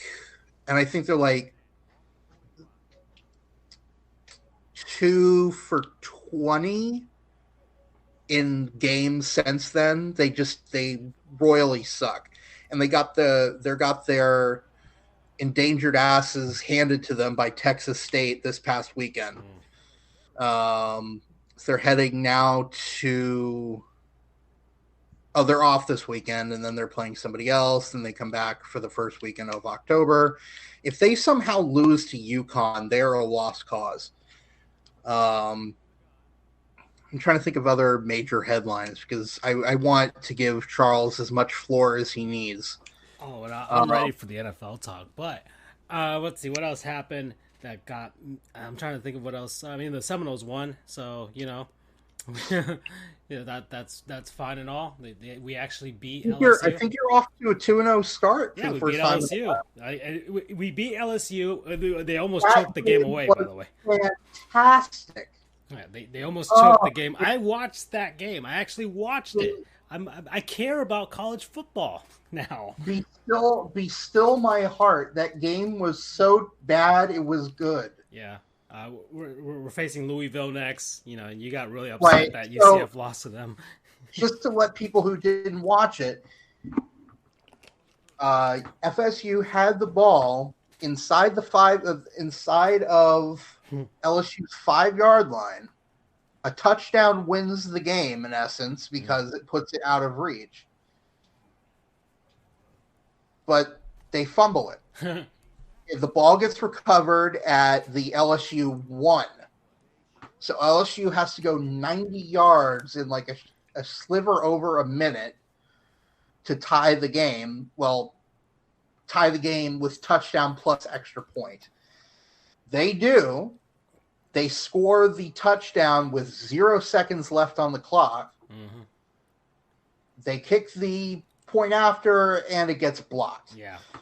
For the second time that game, that was 2 extra points blocked by FSU. Yeah, FSU. I think one was a field goal. But the other one, was an extra point. And for whatever reason, LSU's punt returners or kick returners couldn't catch the ball. Oh, the punt returner. Oh, that was it. The punt returner muffed 2 punts within a couple of minutes of each other. The one that got the reason that FSU was so close to the LSU end zone in the first place when they inevitably fumbled the ball was because the LSU guy muffed the punt. It was recovered by FSU at like the 15.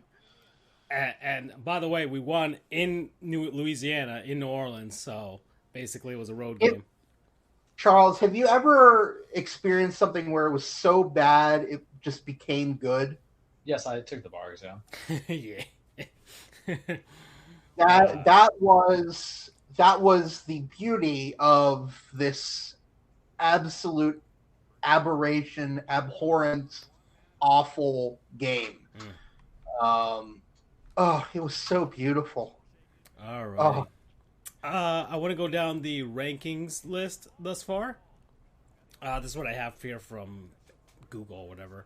But number 1 is Georgia, then Bama, then Ohio State, then Michigan, then Clemson, Oklahoma, USC, Oklahoma State, Kentucky, Arkansas, Michigan State, BYU, Miami, who won their last game, Utah, Tennessee, NC State, Baylor, Florida's at 18, Wake Forest, Ole Miss, Texas, Penn State, Pittsburgh, Texas A&M, and Oregon.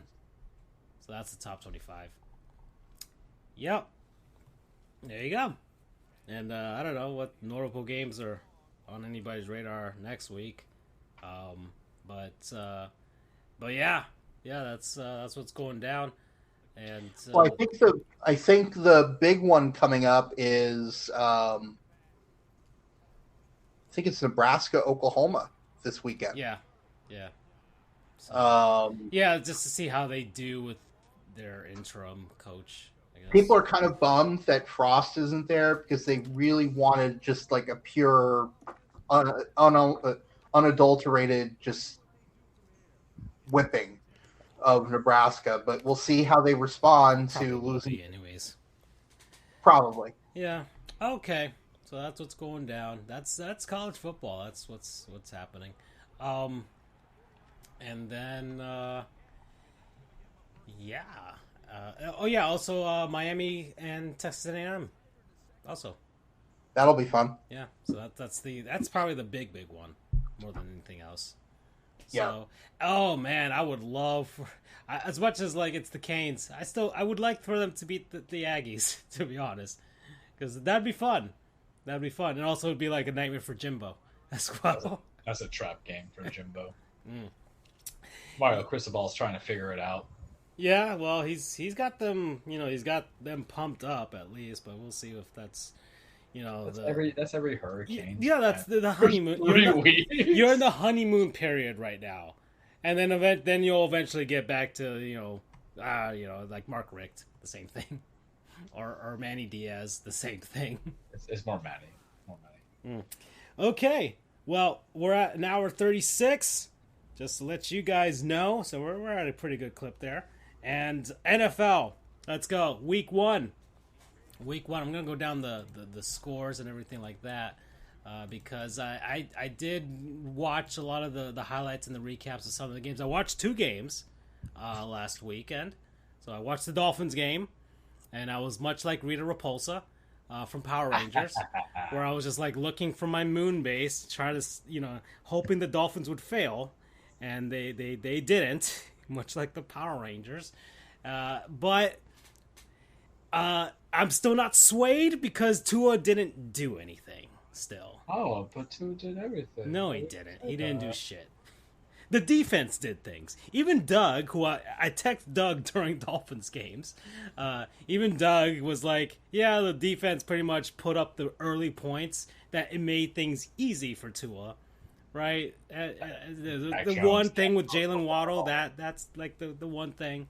And then it was like, That was more Jalen Waddle than anything, man. Yeah. So Tua, like, there was no like deep ball. Like, it was a lot of checkdowns, right? Tyreek, like, it's basically Tua passes the ball, and then the other guys hopefully break out from there. There was no real deep ball going down, as far as I know. So I'm not convinced yet. I'm still not convinced. I'm not sorry at all. The Dolphins have not convinced me, and the Dolphins are going to go through a slog with their upcoming schedule, so I am expecting losses, guys. I'm gonna break this down for you real quick. We've got the Baltimore Ravens next week, so that's gonna be a loss. Then the Buffalo Bills, that's a loss. The Bengals, I'm sure Joe Burrow's gonna clean it up by that point, so that's a loss. The Jets, and that's gonna be a win. But they got the Vikings this year, the Steelers, the Bears, the 49ers, the Browns. Oh, Deshaun Watson will probably be back for that one. I mean, it's 11-game suspension, so what week is that? Let's see, that's week 10. He's eligible for the Texans game. Oh, okay. All right. Rigged. Yeah. Seriously. And there you go. All right, so that's what's going on. So the Dolphins, I expect to be 2-5 at some point. So there you go. But all right, the rest of the games. I did watch the Titans game, Charles. Absolutely fun. Let's talk about it. Let's talk about your AJ Brown-less Titans. I'm going to give you 3 bullet points, and we can move on because there's other things I have to talk about. 1, fire Mike Vrabel. The man is so predictable when it matters. Wow. You knew he was going to run everything. You knew his handsomeness cannot hold it down much longer. No, man. Like, you know what he's going to do. There was nothing special or different that happened. And here's the thing. Did we necessarily miss AJ Brown? Bullet number point 2? Absolutely. Yeah. And it was the kind of game that was kind of frustrating. Because I was like, oh, the Titans should hold it down. It's the New York Giants, right?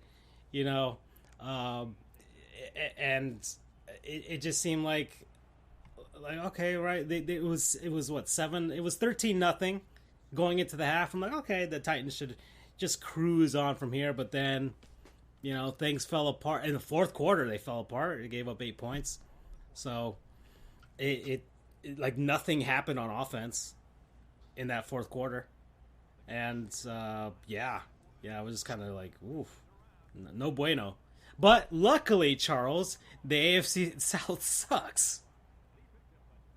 So, did everybody leave me? Hello? I'm here. Oh, did Charles leave me?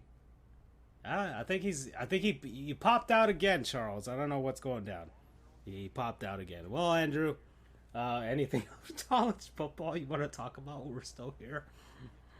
I'm gonna send a message to see if he's yeah, okay. His internet kicked him out, so it's got to be on his end because it's definitely not on ours. Mm-hmm. I'm back. Oh, hey, what's up, man? I've been getting kicked, and I don't know why. Yeah. So point number 3, and I'm sorry I didn't hear anything you said, but this is the point 3, and we can move on to things.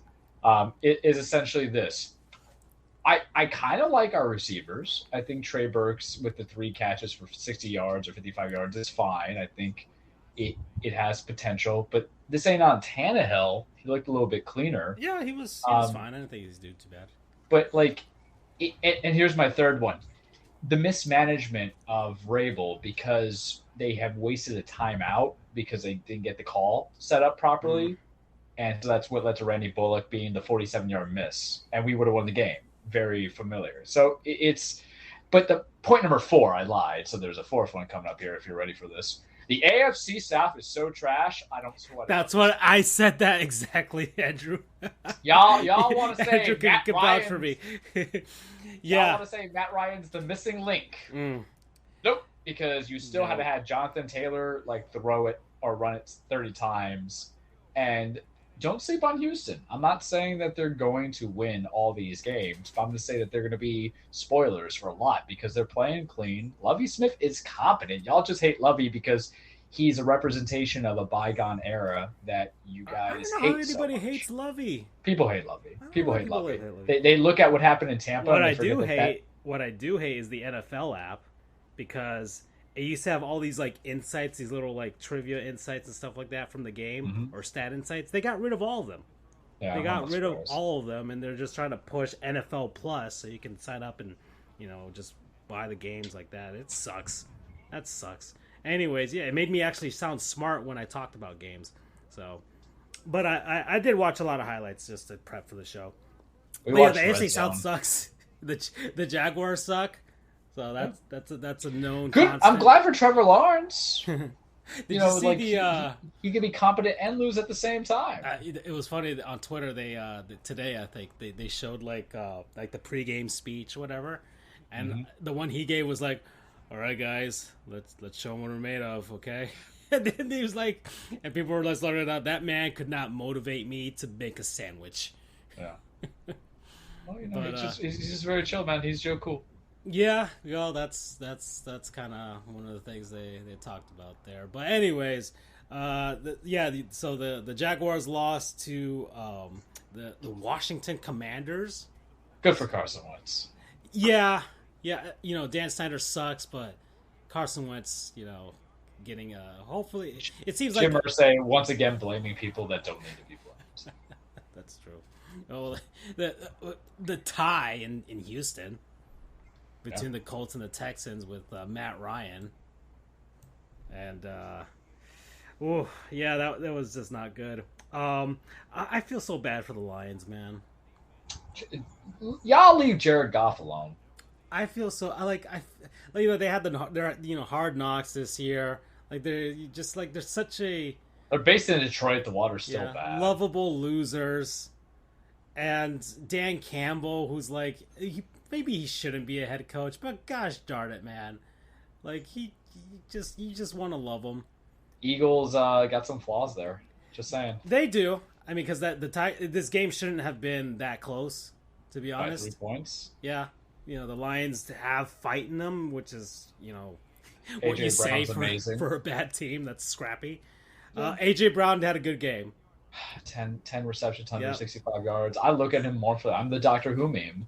I'm the David Tennant looking out the window. I didn't want to get rid of him. Mm-hmm. I hate things so much sometimes. So, yeah, AJ Brown looked good. The Ravens spanked the Jets. Robert Saleh. We're going to get those receipts. The parking receipts for staying too long in trash. New York Post. Oh, man, that was funny. We talk about insecurity. Yeah. Oh, man. What was funny, I watched Barry McCockner's recap of week 1, and he's like, so yeah, the Jets were destroyed by a flying object in New York on 9/11. Oh my god! Y'all should be so lucky I did not break character from the group chat when we're talking about the Titans. Be proud of me, Andrew. That's Goof. Oh, that's true. That's true. Andrew was supposed to be the moral compass there. I'm an adult now. Death Stranding changed me. Yeah. So the Jets still suck. The Niners and Bears game was great. Trey Lance ain't that dude. Granted, it was rainy as hell, man. But that's what makes it fun. That's what makes it fun. The 49ers, man, it's like they need to find a quarterback. But it's Trey. And that's the question. Here's the thing. Trey came out of what? I don't know. We'll see what happens when they play in like that's like playing, Super Smash. One-on-one, Final Destination, no items. Let's see what he does with that, right? Instead of normal Smash with a bunch of weird stuff happening. Yeah, and it's fine. The problem is that Deebo Samuel's still the best player on your team. That's true. He had a touchdown, so you got to have somebody who helps him out because his touchdown wasn't even a catch. It was him being utilized as a runner, and now they lost their main runner in Wilson or Elijah Mitchell. I don't know. Yep. So, okay, the Bengals and the Steelers overtime. Fantastic. Yeah, it was a good game. Joe Burrow started off really bad that game. If he's 3 interceptions to start, which is not good. Mitch Trubisky with the Steelers did all right. But I think he cleans that up. The Bengals probably should be fine, I think. But there's still issues with protection of Joe Burrow.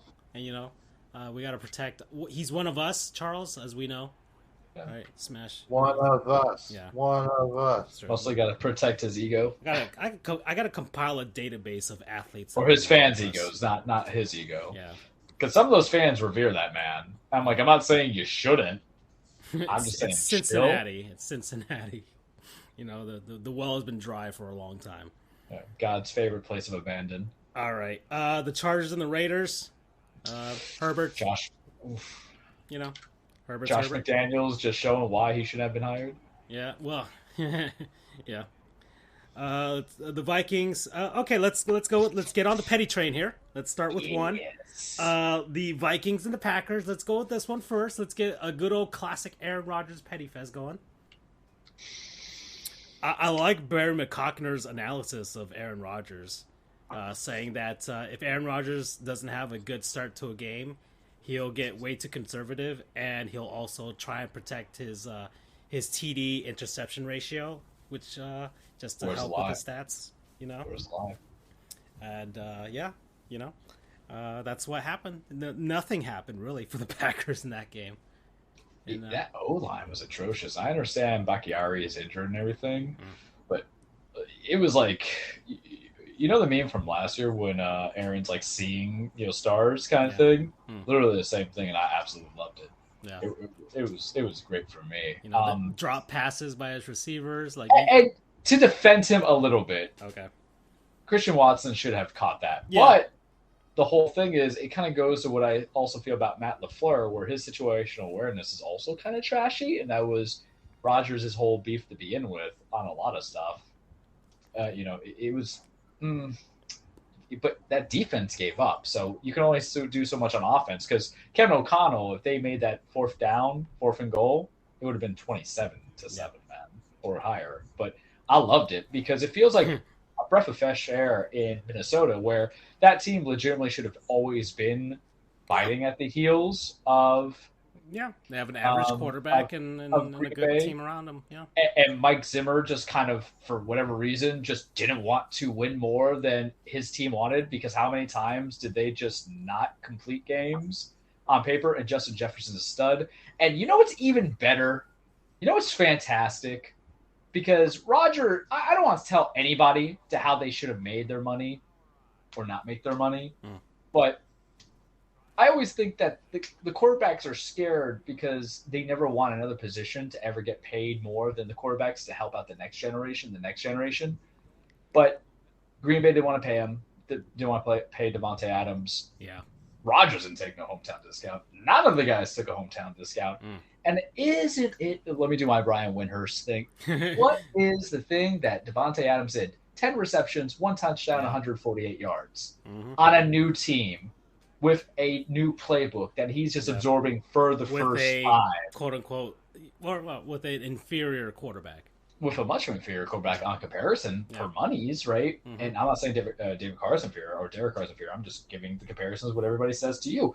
And can we finally give the respect that back-to-back MVP that Rodgers got? A third of that came from Devontae Adams' contributions, but everybody wants to forget that because we gotta love somebody. If Rodgers could just make his brand more like LeBron instead of more about him in that sense of knowing how to sell yourself, you can make money elsewhere instead of LeBron took all them discounts, baby, to some degree, not always. Well, not to get anymore. other, He's not doing it. He doesn't anymore. have to now. He doesn't have to now. Yeah. Take all your cash you can get. But when you're talking about trying to build up the proper teams, and say what you will, in football, a star quarterback, Hall of Fame quarterback, always needs a star Hall of Fame receiver, and you ain't got That's that in there. And I understand people say, "Oh, it's the same thing that happened a couple of years ago, and it just got to relax." RELX. No. That team looked bad all over the table.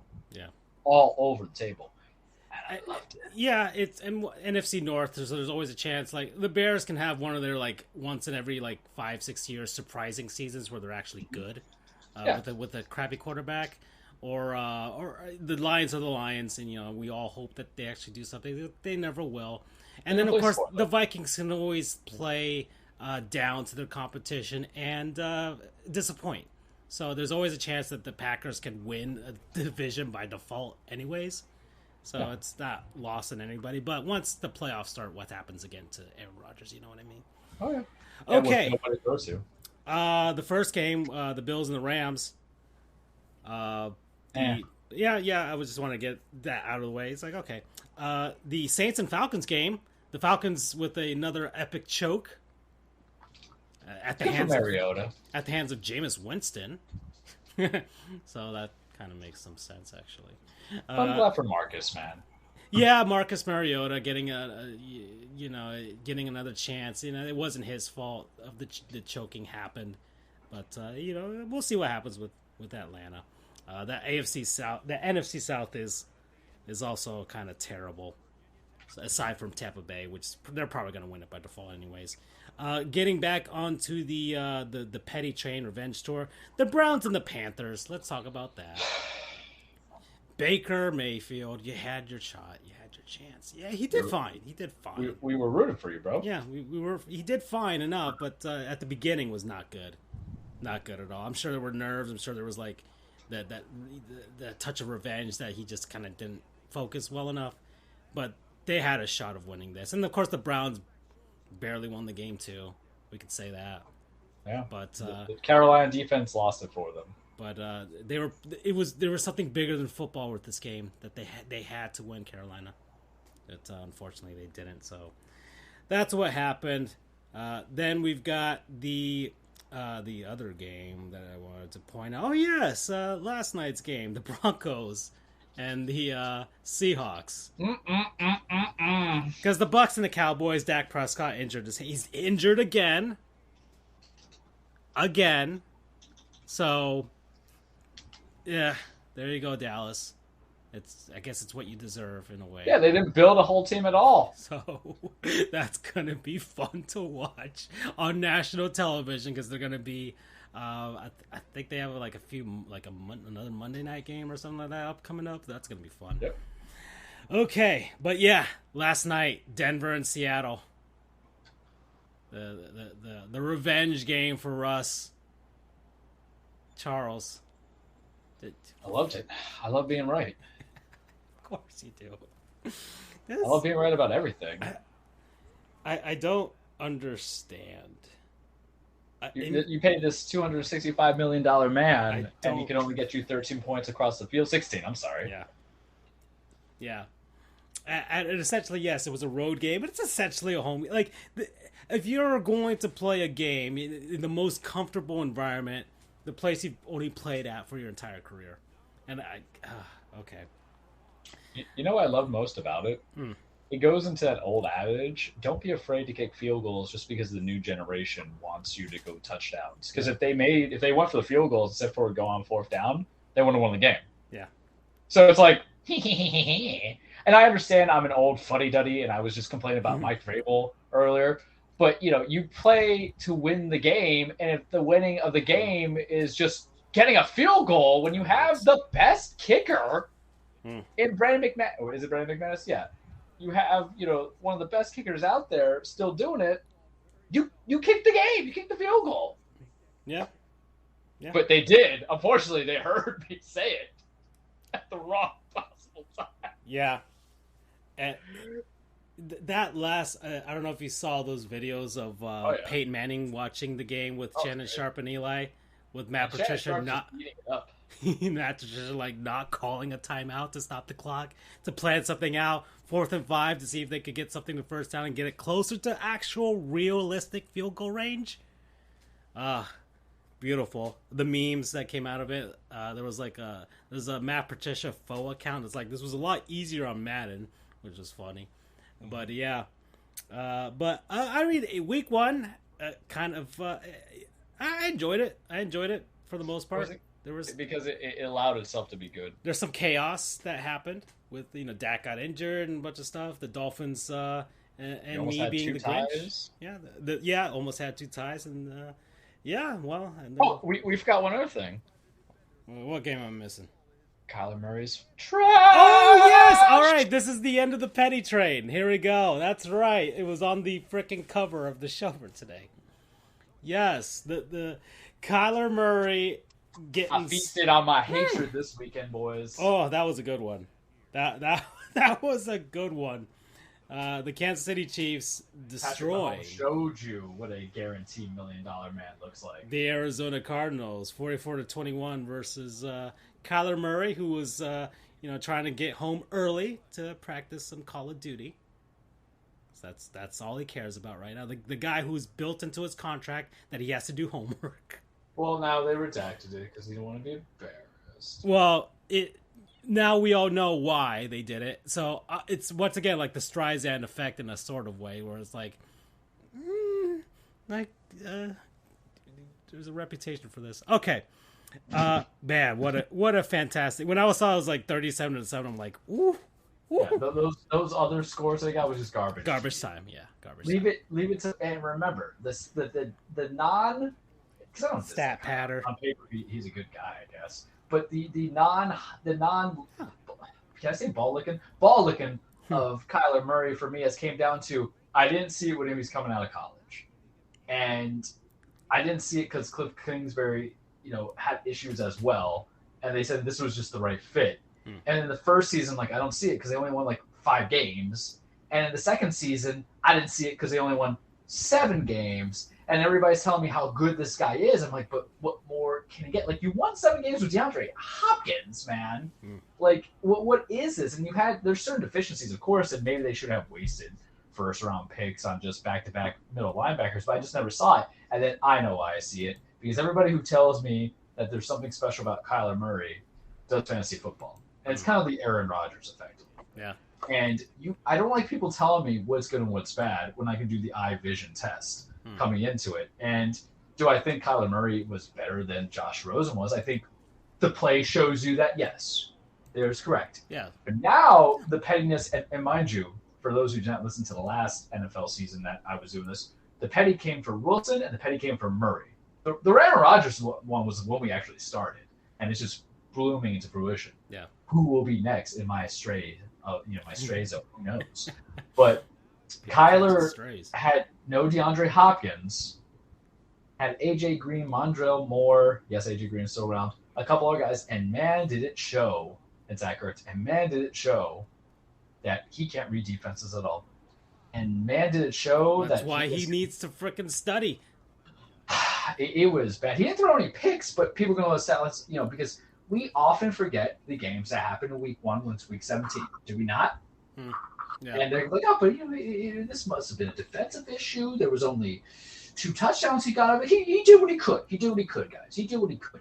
And then you kind of miss the point with everything. The whole thing is that you don't need a quarterback, case in point, Geno Smith, who is going to get you 5 touchdowns a game, but he's going to keep you within scoring distance and dissect defenses. And it can be argued that, the Denver Broncos are supposed to have great defense. So good on you, Gino. They try to write you up, but you don't write back. I like that phrase. That's some good petty phrase. Good one. Yeah. But with Kyler, was just kind of like, and mind you, Mahomes did his dissection, but I don't see no motivation. I don't see anything like that. And yes, you could chalk up to, hey, it's just a game one, but in the hardest division in football, that first game one matters so much. Yeah. So much. And you're lucky that San Fran lost. Yeah, the Rams too. You're lucky that the Rams lost, and you're lucky that Seattle, a lot of people aren't going to buy that momentum because they're still downplaying the fit of everybody on that team. The bad news bears of football would be the Seattle Seahawks. I think we agree with that. Yeah. But that was Charles good. is right, and that makes me feel good. Yeah, so this is the end of the petty train, the petty hard-on that we've got here. So it's good. This was a fitting end to our week one recap. I do want to just talk a little bit quickly about baseball, just like couple minutes here. The Marlins lost by 1 run again today, guys. So I think that's like 35 games or something like that we've lost by 1 run this season. How do you even fix that? They just need bats. They have the pitching. It was a 2-1. They lost 2-1 today. They've got the pitching. They just need bats. It's all like Sandy Alcantara lost today. He gave up 2 runs, and anyway, he's still 12-8, which from a wins perspective, like, oh wow, it's pretty amazing that the Marlins have won 12 games for this guy. But okay. So that's what's going on in the standings. The Yankees are hanging on still, 5.5 games over Toronto and Tampa Bay. So that's what's going down. But you guys are, I think, losing to the Red Sox right now? Yeah, 4-3. Judge hit 56. Oh, yeah. So, yeah, Aaron Judge is on his way for trying to hit 62 right now, which will make the Yankees record. And then we'll see if he gets close to, like, Sosa at 66. Pretty hard at this point. There's not much time, but it's still possible because, like, the baseball season ends, like mid, the first week of October, almost like 3 weeks from now. It's because over. of the lockout. So it's there's still time, but he'd have to get on a really big hot streak to catch Sosa at 66. And then Albert Pujols, he's at 3 away. Yep, 697. So he's still got time to hit 3 home runs to get to 700. And then from there, he's not going to catch Babe Ruth. So, but 700 could basically, he passed A-Rod at this point. So, one Dominican crossing another one, and then the steroid allegations. We'll see what happens with that. But for the most part, other standings, the Cleveland Guardians are hot right now, so they're winning their division by default. The White Sox have actually started to play better as of late. Tony La Russa. Oh yeah, Tony La Russa is really old and shouldn't be managing at all. And his age is finally caught up to him right now, so he really just retired, dude. He's already a baseball manager Hall of Famer, so it's no real reason for him to have returned. But that was the White Sox. They paid him, and he's an alcoholic, so that's what happened. And then the Twins are not good, so they're not a good baseball team. So Carlos Correa is probably going to opt out of his contract, and he'll probably hit the market from there. The Astros are winning the West, so that's basically all said and done. The wild cards, Seattle is actually doing well. They might actually hang on for the first time in a long time and make the playoffs. And then the Rays and the Blue Jays. But the Orioles are falling out. I think it's pretty much set by this point that it'll be Seattle, Tampa, and Toronto will be the wild cards. Unless the Yankees fall apart and they could be in there. So, yeah, that's the American League. NL, the Dodgers they've already clinched their playoff spot at this point. They're going to clinch the West soon. That's not a thing. The New York Mets are fighting the Braves. That's a neck-and-neck race right now between the two. It's just who wants it more. But the Mets have also kind of sort of fallen apart as of late. And that's kind of funny for us because it's the Mets. So, and the Cardinals are the Cardinals. They're winning their division basically by default.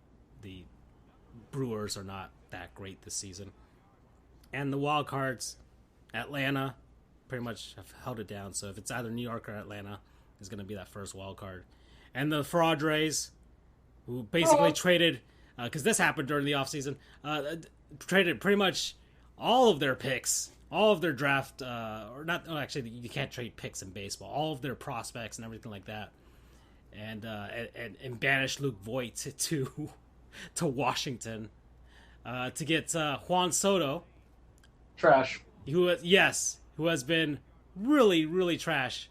Yeah, so he's got another season to make up for it and see if he can he has a contract here. But the Padres did not really go off as people thought they would. Didn't they get a pitcher too? Right? I forgot who they got. They got a pitcher. Oh, that's right. Yeah. So yeah, exactly. The closer, right? As well from the Brewers. Mm-hmm. Yeah. So there you go. So that hasn't worked out well for them either. But they're holding out in the second the final wild card spot. They're trying to fight off the Brewers, and then the Phillies are there too. And it's going to be one of those three teams for that second and third wild card. So we'll see what happens. If the Padres fail to make the playoffs again, it's going to be glorious. It's going to be really, really glorious with the memes and everything. And yeah, that's baseball. That's really what's gone down. That's pretty much a recap of everything at this point. And we'll see what happens with the final races. Woo! All right, let's just get to it already, Francisco. 2 hours and 7 minutes. I know. We're at 2 hours and 7 minutes mark. But we had a lot to try and condense over that time. So, Charles, are you ready? Let's do it. Yeah. I believe I can fly. I believe I can touch the sky. I think about it every night and day. Vince McMahon has gone away. There can be I believe Monster can soar. If you believe. I'm going to help you open the cage's new door. I believe I can fly. I can fly. Welcome, everybody, to your weekly rejuvenated, reinstated, reinstated, undisputed, unconquerable, ungovernable Cage with Charles. Now, remember, wrestling is not fake. It is scripted. It is a stage fight. It is a song and dance. It's a soap opera. It's about underdogs beating the big bad guy. It's about the bad guys getting the downfalls. It's about championships and legacies. It's about people straight up hating each other. Holy shit. It's about hush money. It's about hush money. It's about ego. It's about kicking down doors and biting people and throwing things. And it's about ultimately Charles's happiness, I think, sometimes. The year of the Charles. The year of the Charles is very strong. And I had thought about it where I was going to start, and I'm just going to start with it. July 22nd, 2022. Picture it. Martin County, Florida. Anybody who watches Golden Girls Xavier Woods follows on Twitter. We follow you up, down, down. Charles the Truth, Dan Frijoles, France, FJO, JR, Sports Scoops. You see, I had to bring it in somehow. Picture it. He's a big Golden Girls fan, so that's my shout out to it. Picture it. Martin County, Florida. Charles is sitting in his office, chilling, doing lawyer stuff, being a lawyer man. When he gets a text message from a paralegal on Twitter saying, Charles! I'm like, what? Because we both like wrestling. I'm like, what? And I see it. Vince McMahon retires. Basically, I'm like, that's a lie. That got to be a lie. Don't spam me on that stuff. When we last left off, we talked about the allegations of hush money that Vince McMahon was having sexual relationships with WWE legal counsel and other people. And then more things kind of came up. And then the board of directors investigated. So Vince pulled a quick serve on July 22nd, 2022. And he just bailed, man. He just out. It's time to retire. He didn't get no pomp and circumstance, anything like that. The people who took over, Stephanie McMahon, co-CEO, Nick Khan, co-CEO. Triple H is now head of creative, head of talent relations, head of everything. And I'm just sitting there. Just, probably eating a cosmic brownie as everything just crumbling down my chin in pure awe and shock. I don't want to say anything that's offensive to anybody who has actually had historical hardships, in their lives throughout the history of time, it is the purest sense of, I'll give you this. I'll do it in a literary form. Dong, the witch is dead. No, even better. This is when Sauron, died. Anybody who's watched Ring of Power, I haven't watched it. I don't know if I want to, but this is when you see at the Return of the King the whole damn stuff crumbling. You're like, Mr. Frodo, and Samwine's Gambit doing stuff, but then everybody's crying and shit. I'm just sitting there and thinking about the 25 years that this man has just kind of put into me just hating him. And legitimately speaking, I did not like Vince McMahon. You guys know this. I acknowledge that he helped usher the Attitude Era. I acknowledge the fact that he had good wrestling prior to the Attitude Era. I acknowledge the fact that I had the WWE Network. I acknowledge the fact that I had Peacock. None of it was because of really Vince McMahon. A lot of it was because I liked the talent in there. It's kind of like seeing a Brett Ratner movie. You know he's garbage, but you support Jackie Chan. Brett Ratner directed Rush Hour 1, 2, 3 for anybody who just wants to go with that reference. Also directed X-Men The Last Stand. So you support Hugh Jackman because he is jacked, man. I saw it, I'm reading it, and I was the Matthew McConaughey smoking a cigarette looking at the phone meme the entire day. Like literally start to finish. It's the same way that I was with every other historical bout coming in. It's the way I was later when we talk about another wrestling company and organization. And I was like, bullshit, because it happened on like a Thursday and Friday Night SmackDown was the next thing, and then there was a lot of drama that happened in between because Brock Lesnar was threatening to walk out. SummerSlam was the following week. All these things were gonna happen. You're like, there's no way. But if Rome wasn't built in a day, guys, you have to understand I'm just listening to you. I'm just sitting back right now with a Mandarin in my hand and just like I'm eating this up right now. Yeah, and I've got an image up on the screen here of just like a summary of some of the things I've gone down just this year alone. It's so much, and I'm like a couple of seconds behind the feed. But there was walkouts, there was characters getting a name change, people getting ruined, everything like that. It was basically what felt like the end of days. There was not a part of me that was like, "Yo, I'm out. I'm not going to watch wrestling anymore." But there was points where I was not watching Raw. I was not following as much on SmackDown. NXT 2.0 has been kind of trash, even with Hunter taking over. So I'm just going to say that right now. It's a year anniversary to of NXT 2.0. So hopefully they get that engine going. But, AEW was being watched more and everything. And I just saw the possibility because when Hunter is put in charge, I'm like, I know what I'm getting from the NXT Black and Gold era. What is going to happen here? I'm very intrigued. But to commemorate Vince McMahon being gone, the thought I want to leave to him as I say my goodbyes to him is that I'm going to say it. Can I do it now? You were trash for continuing the pay-per-view when Owen Hart died, which I believe was over the edge. You should have canceled it. You don't announce a guy's death on live audience and TV. It was a pay-per-view and all came into it. You say you respect the talent and everything like that, and you showed the most that, everybody worked on you was just people, not family. So the whole Then Now Forever crap was just BS. You would have canceled it. Yes, you would have lost money, but, something happened that was monumental that you can't fix. And that's how one of your legacies go down on. So there's that. You did the Attitude Era. That's fine. But then you hated WCW so much that when you bought out the company and you brought back every time you did something with WCW, you had to spit on it because you couldn't create a new generation of greatness. So you had to reflect back to him, looking at Sting and Triple H at WrestleMania. And damn you for the last couple of years. I get releasing people during the COVID pandemic. There's worse things that he's done too, obviously.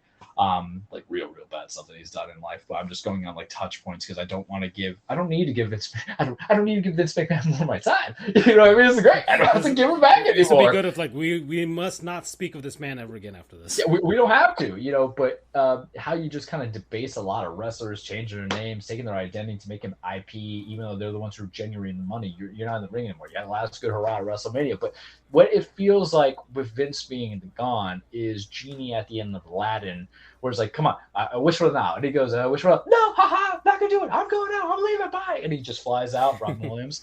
That's what it felt like. And since then, H has been doing pretty good. SummerSlam was an okay pay-per-view. I wasn't feeling it. I think it's because I was in North Carolina, so I didn't watch it in one sit-in. It was actually split between 3 days. Clash of the Castle was excellent. Gunther versus Sheamus, it was a 5-star match. Watch it on Peacock. Watch it to anybody who thinks wrestling isn't intense, physical, or real. You will love it. I love Gunther, the wrestler formerly known as Walter. before Vince changed his name, even though people know he's Walter. I don't understand that, but I don't have to worry about that anymore. Him and Sheamus still going at it. Walter's had like 3 of my matches of the years. Gunther's now had part of it, same identity, whatever, progress. Him and Ilya Dragunov, part 2. Him and Ciampa, now him and Sheamus, oh, so good. Roman's still champ. I don't know what we're doing with that. Drew was so close to winning, then Solo Sikoa came out, screwed over. I wish a lot of pay-per-views were outside the United States because, whoo, boy, Wales was hot when they did Clash of the Castle a couple weeks back. They were hot for the crowd. It was actually an A pay-per-view. Nothing ever really gets A+. Drew probably should have won, but damn, man, it was good. It was fast. Give you some updates on champions, who holds title belts, and then I'm going to segue to AEW. I told you I can make WWE a little bit bite-sized. Gunther is still IC champion. We love him. Roman is still the undisputed Universal WWE Championship. The Usos are still the undisputed tag team champions. Liv Morgan cashing her Money in Bank briefcase. She is the women's champion. Bianca Belair is still the Raw's champion. United States champion is now Bobby Lashley. And the problem is Raw does not have the main title. Roman doesn't go to Raw that often. There's no 2 separate world championships, and it kind of feels it a little bit. 24/7 champions kind of not acknowledged anymore, so that's good. Over at NXT, Mandy Rose. So NXT did a merger because there was NXT and there was NXT UK, and NXT UK folded because Hunter is now creating NXT Europe. So he's manifest destining that stuff. Okay. Big time. So he basically sunsetted the titles. So Braun Breaker unified the titles to be NXT champion. Mandy Rose sunsetted the titles or merged them to become NXT Women's Champion. NXT Tag Champions are now Pretty Deadly, and we love them. They're hysterical. They're totally a callback to the 80s. And then Melo is still Carmelo Hayes. We love him because Melo don't miss. Follow us on the Twitter, sir. Is still your North American champion. So that's what's going on there. It's a whole new world since we're going to keep the Aladdin theme. If I do a promo code for this thing, a whole new world. You can subtitle this cage a whole new world. Because with every dream, someone has a nightmare. And that nightmare right now, boys, is AEW. Holy hell. Updates. Yes. All Out happened over the weekend. Oh, yeah. When we last left off talking about it, is that All Out, they were going to have the title eliminator match. Remember, CM Punk hurt his foot. They didn't vacate the title. They made it into an interim title. Jon Moxley won that title. They faced off at a Dynamite the week before the pay-per-view. Moxley won it in a squash match in under 4 minutes. Like, what the hell is this? And they went back into a rematch at All Out in Chicago. Punk's from Chicago. And me and my buddy Tony are like, man, if they're going to have Punk win with the power of Chicago, I'm thinking a heel turn's coming. That's great. Little did I know how correct I was, but not in the way I like to be correct. That's the problem being Charles Stradamus. Shit happens and it's more intense than I think so. It's a monkey's paw at the end of the day. So I won't go into full right now. I can give you AEW. I got to talk to you about this blow. So CM Punk wins, and CM Punk, when he came back to feud with Moxley, called out Hangman Page, and we love Hangman Page. Andrew, he's the one that wore the in Jacksonville. They did the pay-per-view. He wore the gay pride colors on his trunks. And we love Adam Page. He is great. He's a good wrestler. He's a good mic worker. He's generally a good guy. He's part of the Elite, and the Elite consists of Kenny Omega, the Young Bucks, Mad Nick Jackson to a degree, Hangman Page, and then Punk had started some rousings on Dynamite saying that, that Hangman went to the business for himself. And I'm like, what? You guys are an unscripted show in wrestling. You have to soak up the people. And him talking about how you and Cole Cabana had lawsuits against each other isn't like, it's common knowledge. It's been known knowledge for 10 years. So how is it going for the business for himself and all this other stuff? And Punk's reaction to Page's promo was hurt because Page was saying, for the first time, I'm not defending the AEW championship. I'm defending the AE locker room against you. And that probably built up into it. So anyway, Punk wins the championship, wins it back from Moxley at All Out, which was 15 matches. So it was like 5.5 hours. Unnecessary. Trim the fat. Wrestling pay-per-views, 8 to 9 matches. I'm cool with it. Or 6 matches with like backstage interviews to hype up the matches on the next TV show, right? That's fine. All the stuff I sent you, I watched like the first 2 minutes, and man, buddy, CM Punk comes out blazing. He must be from Chicago because he was shooting some strays. Ooh, is that too much? I don't care. Fix your crime problems because everybody was catching, stray bullets on that one. He was insulting basically the elite, saying that they were children because Matt and Nick Jackson and Kenny Omega and was at the player haters ball. That's where he was. Yeah, exactly. He was getting that awards acceptance speech. And the thing that always goes back to me, he goes and says, I'm old, I'm buzzed, I'm hurt, and I work with fucking children. And he's talking trash about everybody. And Tony Khan, the owner, son of Shad Khan, looks so uncomfortable as happening. And part of me is like, is this a work? And I'm like, it's got to be a work, right? I'm like, it's got to be a work because it's the part of the heel Punk turn, everything like that. And then afterwards, Punk and his boy Ace Steel are in the locker room, in their own private locker room. And then the elite of Kenny Omega, Nick Jackson, and Matt Jackson are like, yo, you talking that shit, right? Well, here's some receipts. The bill is due, pal. And apparently a fight occurred. Now, mind you, the elite had just won the trios title that was just introduced because that's right. AEW has added more titles to everything. Trios championships. There's a 3-man squad. That there you need to think tag teams with one additional guy, Andrew. So they fought. Ace Steel bit somebody, bit Kenny Omega. CM Punk like cold clocked Nick Jackson, and someone got hit with a chair. It went on for like 6-7 minutes. There's been an investigation. And I'm like, what has happened? So I became that Matthew McConaughey meme every day. I apologize on air for how obnoxious I was sending you guys everything. Because this is real life beef with your biggest stars. 3 of them being your founding members. And the other one was your literal cash cow to get new viewers that were part of the WWE area and part of the Ring of Honor era who loved Punk so much because Punk's whole thing was best in the world. And you literally gave him everything he probably wanted to assuage his ego. And he could come at me at that. I don't care. Punk, I follow you on Twitter, but if you felt attacked by that, you can't see me, but I'm doing the DX crotch shot right there, the sucker. Because you come back in less than a year of wrestling, you're given these high-profile feuds. You only lost to one guy, 2 guys technically, because you lost the Mox and Squash match. You had an opportunity to win the title on your first offense, which happened in May.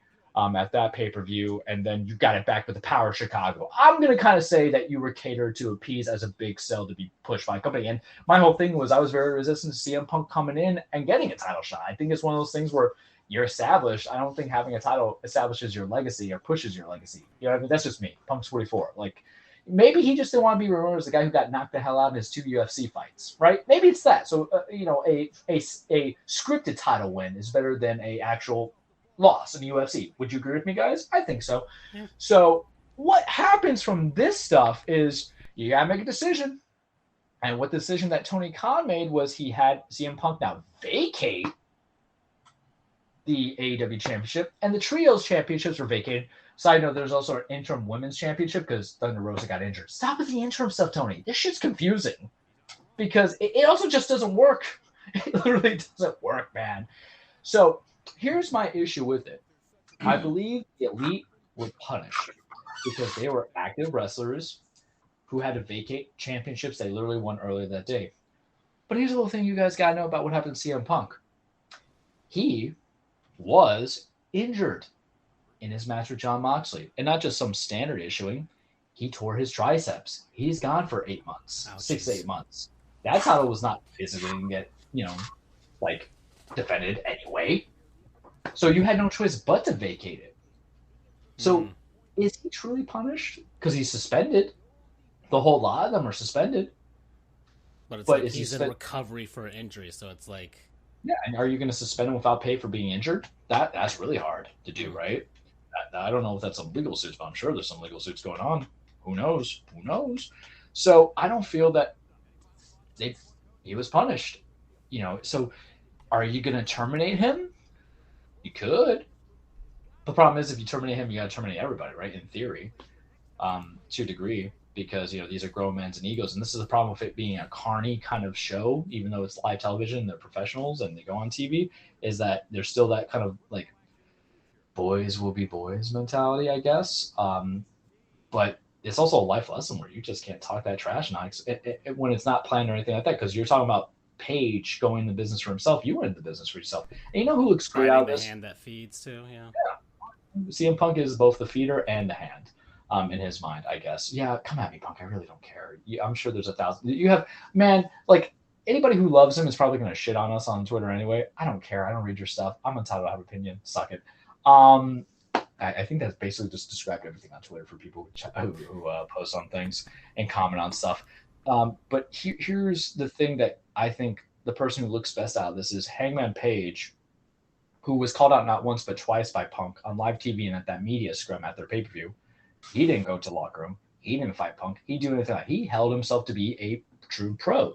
And one of the things about being pro is you ought to get rewarded and you ought to be looked as a locker room leader. You know who else is definitely a locker room leader and deserves to get some kind of 6-week vacation when time comes? Jon Moxley, because now he's got to get back into this stuff. And I gave you guys that little promo. And that was like partially real because he was supposed to go on vacation after losing the Punk.